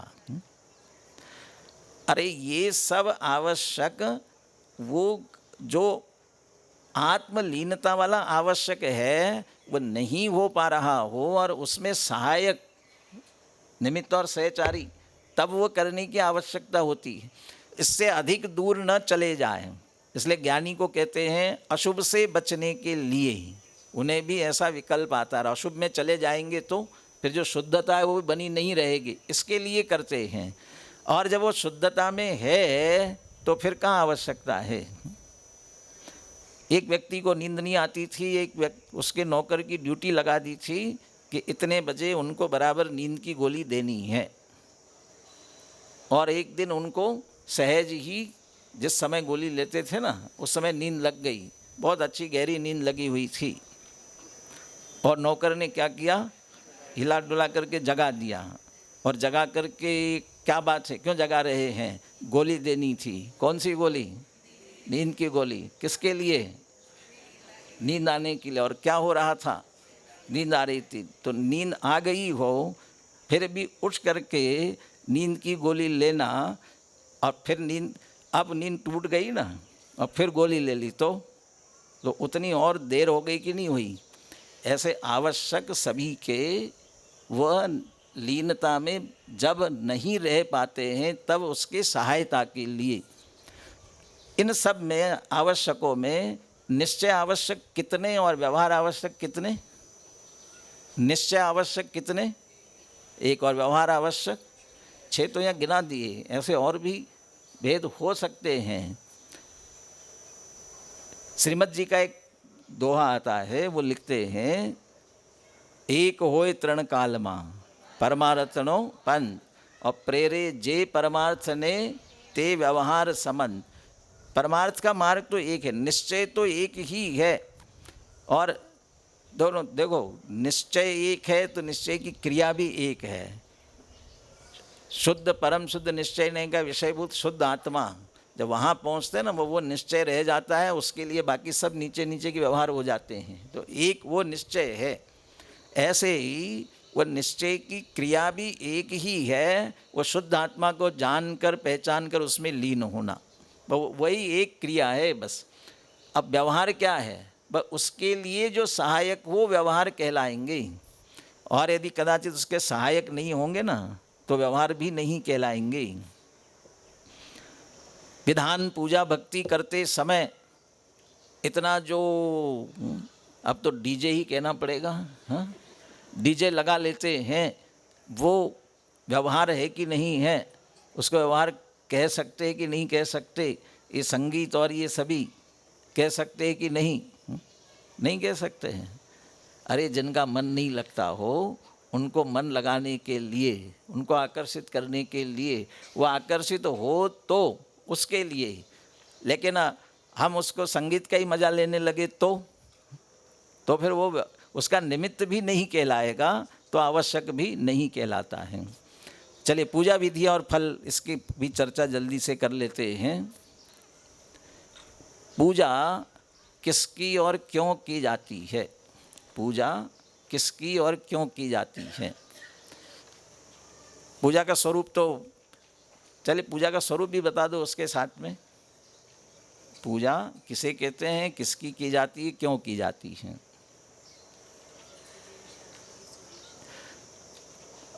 अच्छा, बिना हाथ खड़े किए पूछना है, बोलो। सुयोग के आगे।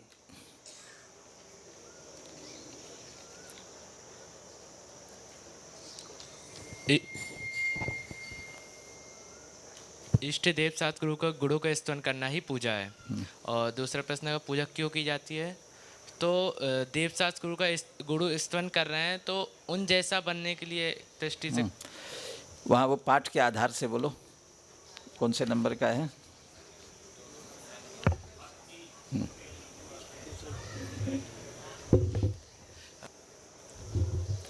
अच्छा, इष्ट देव कौन है? इष्ट देव जो वितरागी सच्चे देव, जो वितरागी सर्वज्ञतोपदेशी सच्चे देव हो इष्ट देव। यार ये नहीं लिखा इसलिए तो पूछ रहे, बगल में दो।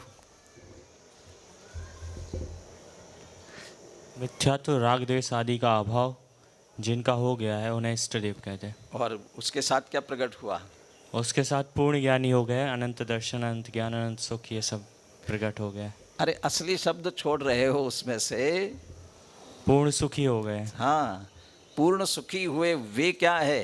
ये इसके साथ ये जोड़ा ना, पूर्ण सुखी होना इष्ट है और उसकी प्राप्ति जिसे हो गई वो वही इष्ट देव है। वो ये इष्ट क्यों कहा और इन्हें इष्ट देव क्यों कहा? अरे हम सबका इष्ट क्या है? सुखी होना।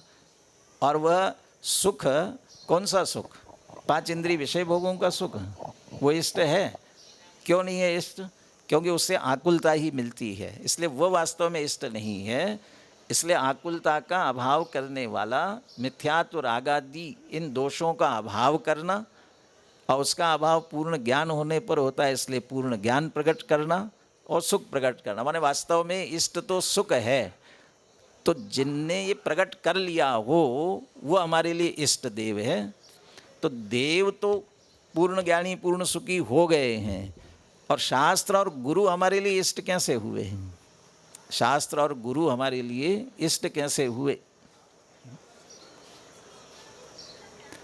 बोलिए। हाँ, बीच में आपसे पूछ रहे, माइक ले लो आगे। चले, अच्छा आप बोलिए। हाँ, ये देव शास्त्र गुरु ये हमारे को मोक्ष जाने का, सुखी होने का रास्ता बताने वाले हैं, इसीलिए इष्ट। गुरु क्यों इष्ट है? गुरु रास्ता बताते हैं। गुरु रास्ता बताते हैं और स्वयं चलते हैं उसी रास्ते पर। वो माने गुरु भी मिथ्यात्व रागादि का अपने अंशतः अभाव किया है और सच्चा सुख भी अंशतः प्रकट कर लिया है, और शास्त्र इसी का मार्ग हमें बताते, इसलिए वो इष्ट है। हमारे विद्यार्थी न्याय शास्त्र भी पढ़ते हैं। मंगलाचरण किसे कहते हैं? वहाँ जो मंगलाचरण दिया ना, मंगलाचरण, वहाँ मंगलाचरण में भी ये लिखा इष्ट का स्मरण। अच्छा, वहाँ इष्ट का अर्थ क्या है? वहाँ इष्ट का अर्थ क्या है? न्याय में एक साध्य की परिभाषा आती। साध्य, साध्य किसे कहते हैं? उसमें क्या अर्थ है इष्ट का? जरा इतने जोर से बोला, इनको पूछने बताने दो ना, बोलो। कार्य निर्विघ्न पूरा हो, इसीलिए मंगल किया जाता है, मंगल पाठ। वो माइक आगे दे दो आप,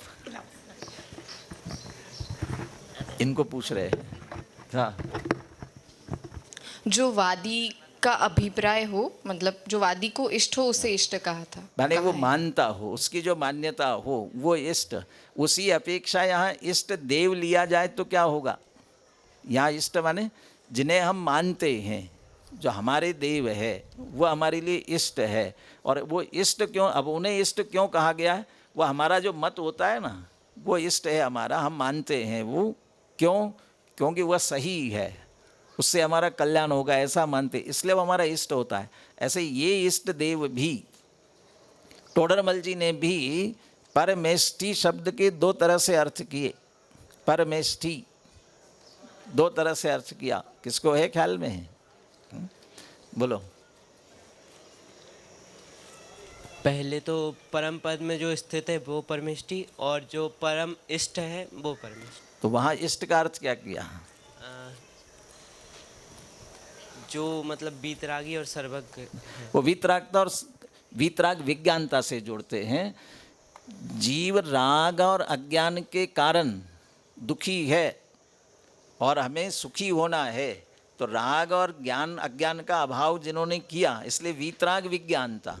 तो वीतराग विज्ञानता इष्ट है, और वो जिन्होंने प्रकट कर ली वह परम इष्ट, इसलिए वो परम इष्ट इस अर्थ में भी किया। इसलिए चूंकि हमारा भी यही इष्ट है, इसलिए इनका हम इन इष्ट देव, देव शास्त्र गुरु तीनों आ गए। सामान्य में हम इष्ट देव शब्द का प्रयोग करते हैं, लेकिन देव शास्त्र गुरु तीनों उसमें आ गए। इनकी पूजा करते हैं। अब पूजा क्यों करते हैं, क्या लाभ है पूजा करने का, क्या मिलेगा? लाभ क्या है?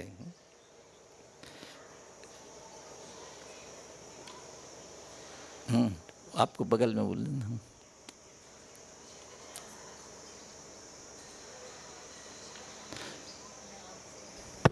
विषय कषाय से बचने के लिए हम पूजा करते हैं। विषय कषाय से बचेंगे तो क्या होगा? सुखी होंगे। विषय कषाय से बचेंगे तो सुखी हो जाएंगे।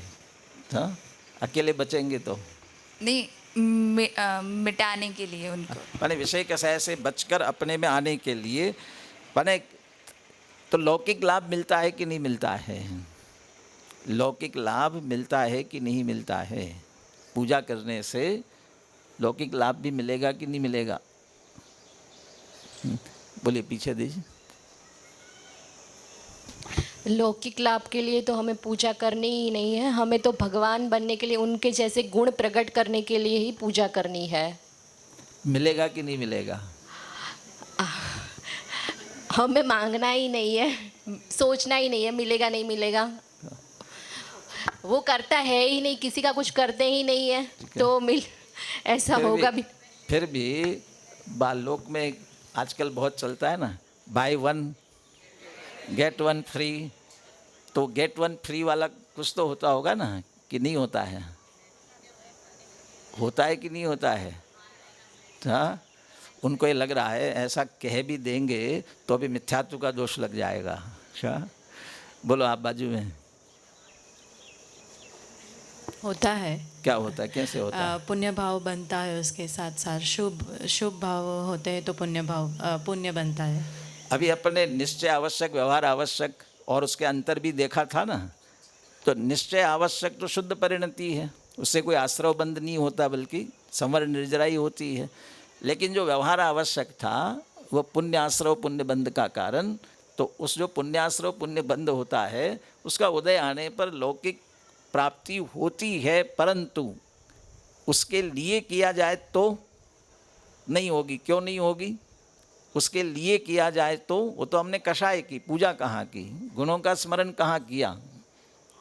वो कहते हैं ना, एक ने आहार दिया और आहार दिया तो उसके यहाँ पंचाश्चर्य हुए। तो पड़ोसी ने सोचा इनके आहार दिए थे तो पंचाश्चर्य रत्न बरसे थे, तो कल मैं भी आहार दूंगी और मेरे यहाँ भी पंचाश्चर्य होंगे। तो उसने बढ़िया खीर बना ली और तैयार रखी, फिर आए, विधिपूर्वक बड़गान किया और गरम गरम खीर थी और हाथ में दे दी। तो ऐसे ही क्या हो गया, गरम थी तो हाथ छूट गया, अंजलि छूट गई, अंतराय हो गया। मुनिराज चले गए। अब मुनिराज तो चले गए, वो बहन ऊपर देख रही है पंचाश्चर्य कब होते हैं, क्योंकि आहार दिया था ना, तो होंगे कि नहीं होंगे? क्यों नहीं होंगे? अरे उनने तो भक्ति भाव से दिया था और सहज हो गए थे, और इन्होंने उसके लिए ही किया तो नहीं हुआ। ये तो तत्काल की बात की गई। लेकिन जब हम ऐसा करते तो लोभ कषाय, और लोभ कषाय के कारण पुण्य भी नहीं बंधेगा ना, पाप ही बंधेगा, तो फिर पुण्य का फल कैसे मिल सकता है? पूजा किस प्रकार की जाती है? पूजा किस प्रकार, बहुत सावधानी की बातें लिखी है। पूजा किस प्रकार की जाती है?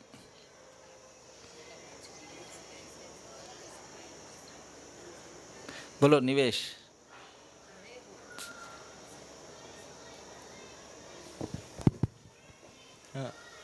सुबह उठ के वो पूजा विधि वाला आ जाएगा पूरा, कि सुबह उठ के छने हुए जल से स्नान करके शुद्ध वस्त्र पहनकर जिन मंदिर जिन में जाना चाहिए और पूजा और अष्ट द्रव्य पूर्वक पूजन करनी चाहिए। अष्ट द्रव्य भी कैसे होने चाहिए? अष्ट द्रव्य भी प्रासुक होने चाहिए और अचित्त होने चाहिए।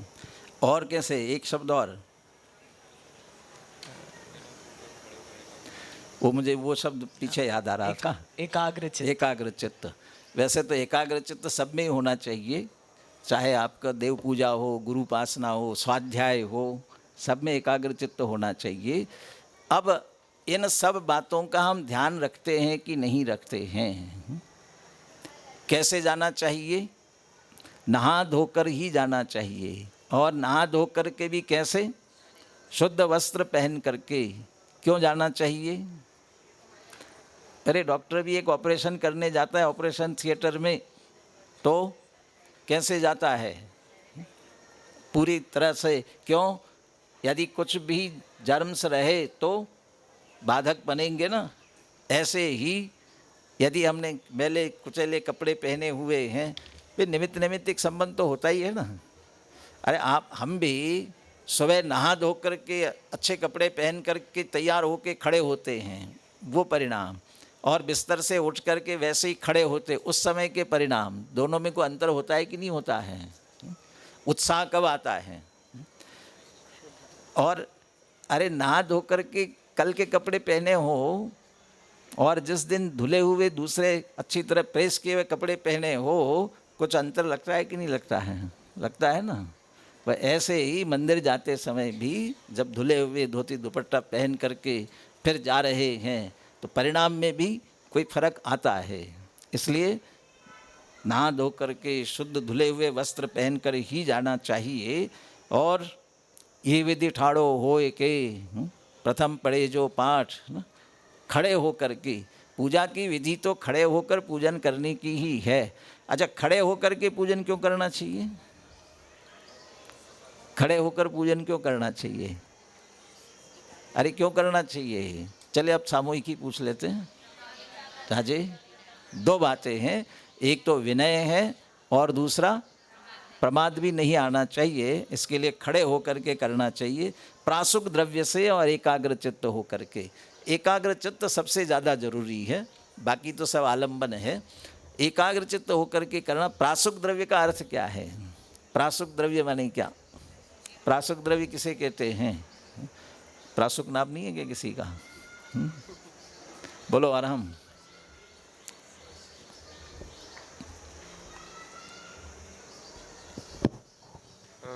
शुद्ध मर्यादा से। शुद्ध माने?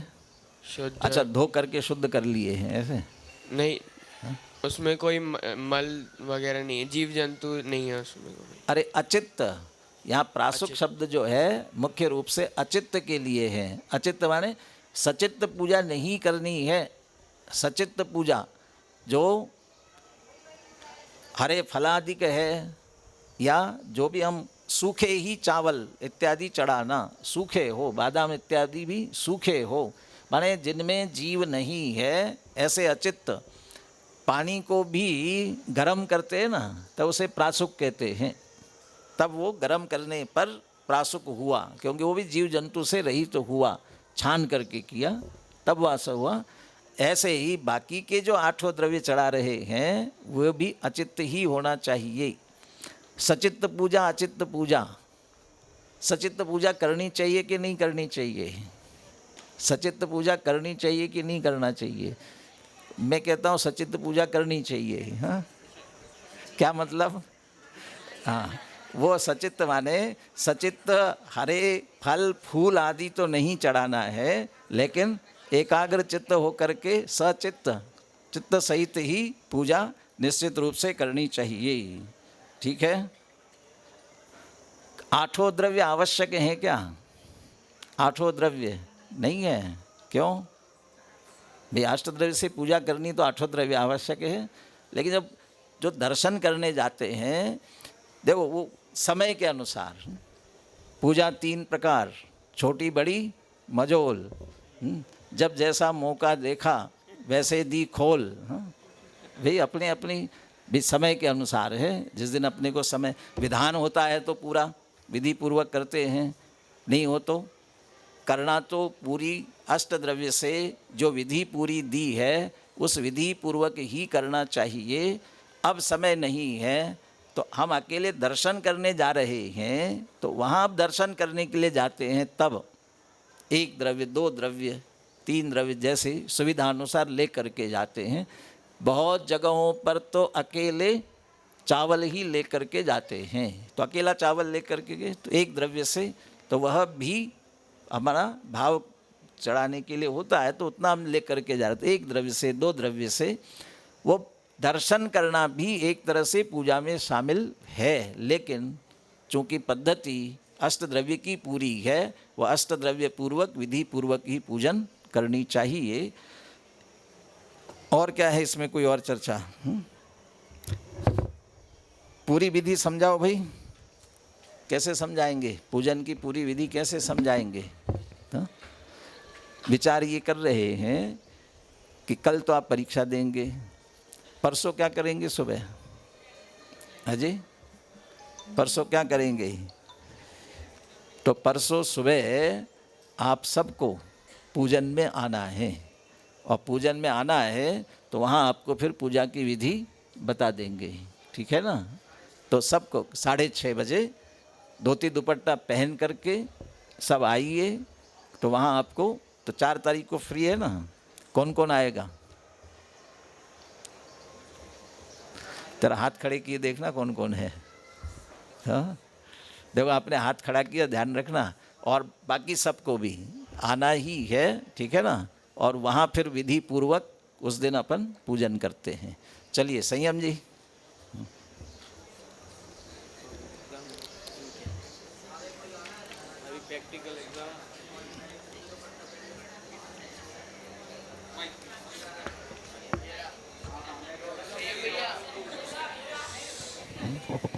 आकाश द्रव्य तो खा लिया, मैं आपके ऊपर से चला जाऊं फिर। चलिए, आज हमने 2 पाठ पढ़े हैं। पहला पाठ है षडावश्यक और दूसरा पाठ पूजा विधि और फल। इसके प्रश्नोत्तरों के लिए मैं वंशित जी को बुला रहा हूं। आइए, समापन मूल्यांकन कैसे करते हैं उसका सैंपल देने के लिए वो आपके पास आ रहे हैं।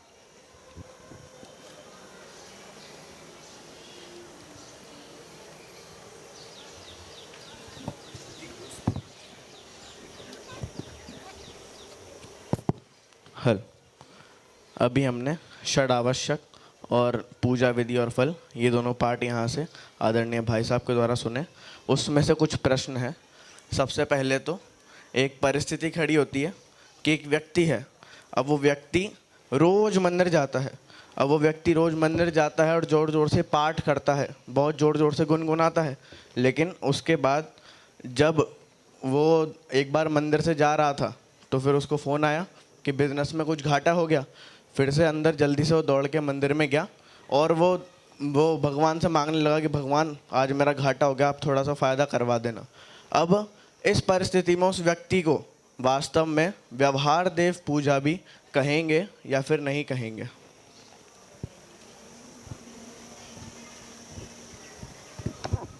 नहीं कहेंगे, क्योंकि मांगना नहीं है ना किसी के। लौकिक इच्छा रख के भगवान की पूजा नहीं की जा सकती है। लेकिन परिभाषा में तो लिखा है कि गुणों का स्तवन करना उसे व्यवहार देव पूजा है। तो फिर वहाँ पे वो गुणों का स्तवन तो कर रहा है, तो फिर क्या दिक्कत आ रही है?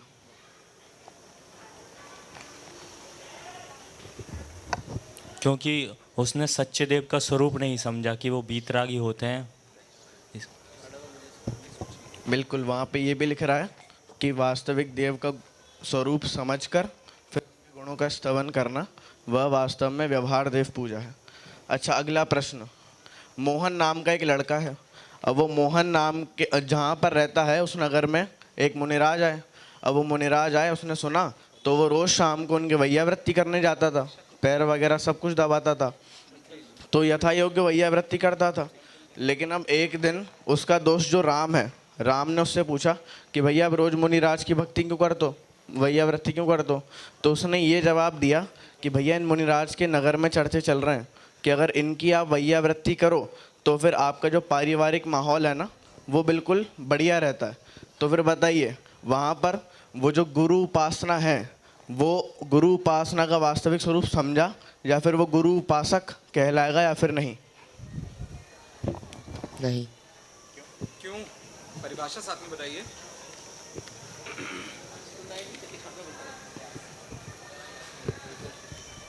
पैटर्न समझ में आ गया, उसको उत्तर में ना। गुरु उपासना की परिभाषा बताते हुए सतर्क उत्तर दें कि वो गुरु उपासक क्यों नहीं कहलाएगा। क्योंकि उसने गुरु का सच्चा स्वरूप नहीं समझा। उसमें परिभाषा है, गुरु का सच्चा स्वरूप समझकर उनकी उपासना करना गुरु उपासना है। अब उसने ऐसा माना कि लोक में चर्चे चल रहे हैं, तो ऐसे तो कई लोगों के चर्चे थे। गुरु का सच्चा स्वरूप क्या है? उनका उनका आत्मा का स्वरूप को समझना। तो गुरु का सच्चा स्वरूप हमें समझना पड़ेगा। हमें ऐसा नहीं कि लोक में चर्चा चल रहा है तो हम उनकी उपासना करने लगे तो गुरु उपासना करने लगेगी। सही उत्तर है। वास्तव में वो गुरु उपासना नहीं कहलाएगी। और एक क्वेश्चन लेते हैं। जैसे एक कोई गुरु है, फॉर एग्जांपल संयम भैया है। संयम भैया हम सबको बोलते हैं कि भैया तुमको रोज़ मंदिर जाना है, वहाँ पे विधान चलता है, पूजा चलती है, वो उन सब में बैठना है आपको।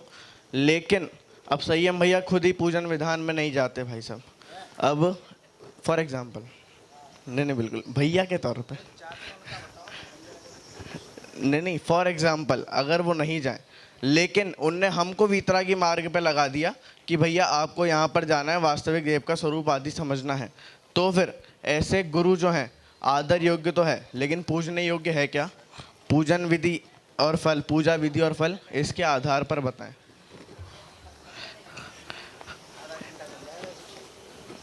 इसलिए तो संयम भैया का नाम लिया।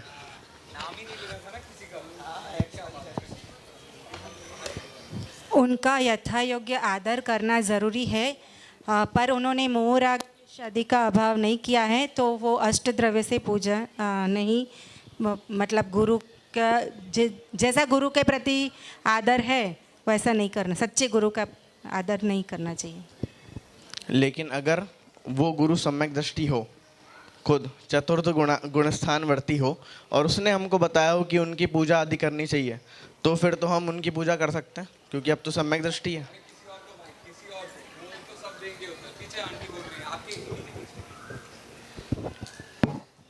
तो भी उनकी पूजन नहीं करनी चाहिए, क्योंकि वो आंशिक शुद्धि है, पर अभी वितराग नहीं हुए हैं, निर्ग्रंथ दशा नहीं हुई है। हाँ, तो भी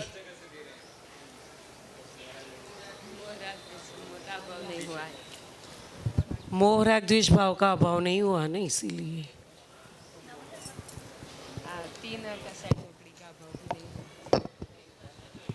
वास्तव में वहाँ पे जो बताया है कि पूज्य कौन है, तो शुरुआत में देव शास्त्र गुरु बताए हैं, तो उसमें भी गुरु जो हैं वो जो जिनवर द्वारा कथित है उस मार्ग पर चलने वाले, उनको गुरु कहा है, जो कि निर्ग्रंथ है, इसलिए वो आदर योग्य हैं जिनने हमको इस मार्ग पर लगाया, लेकिन पूज्य नहीं है।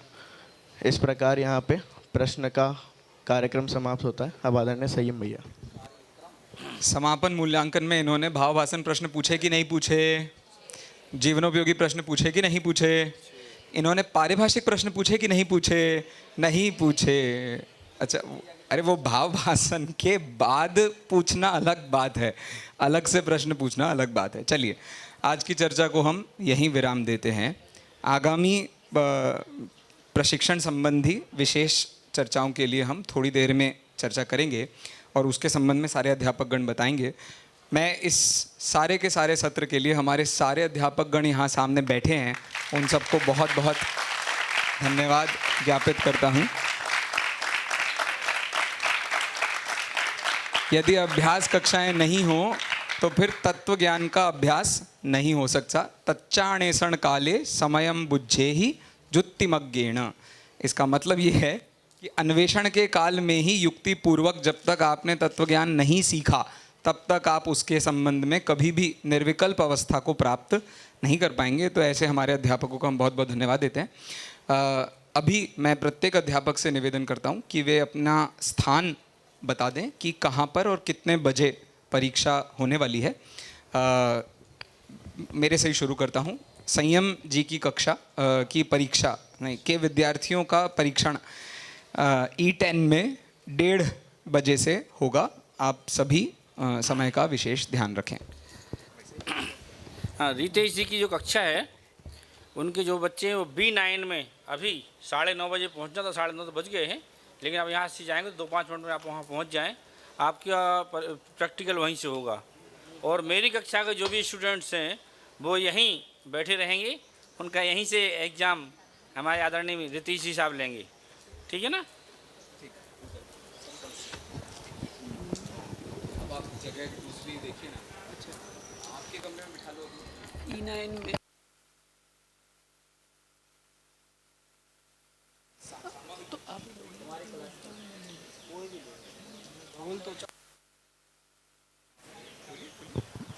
जहाँ A9 में अपना डिसाइड हुआ था वहीं आपका एग्ज़ाम होगा।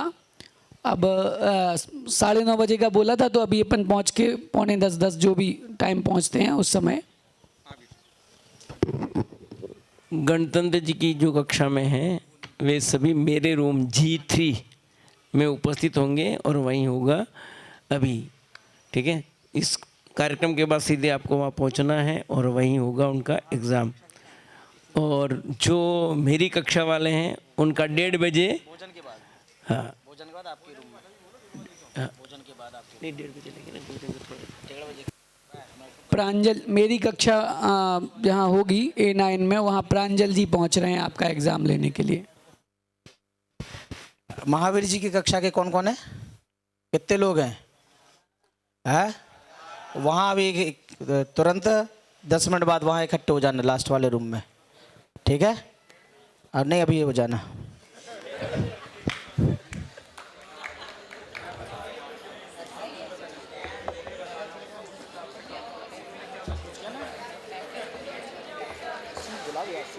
B9 के विद्यार्थी यहीं बैठेंगे।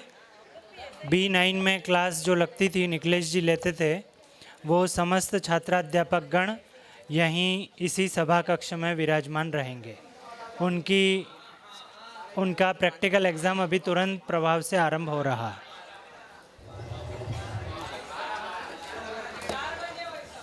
अंतिम मंगल बोले, मंगलाचरण बोले। अरे अरे अरे ओ अंतिम मंगल। मत्स्य नेतारं भेतारं कर्म भूभितां ज्ञातारं विश्वतत्त्वानां वन्दे तद्गुणलब्धये।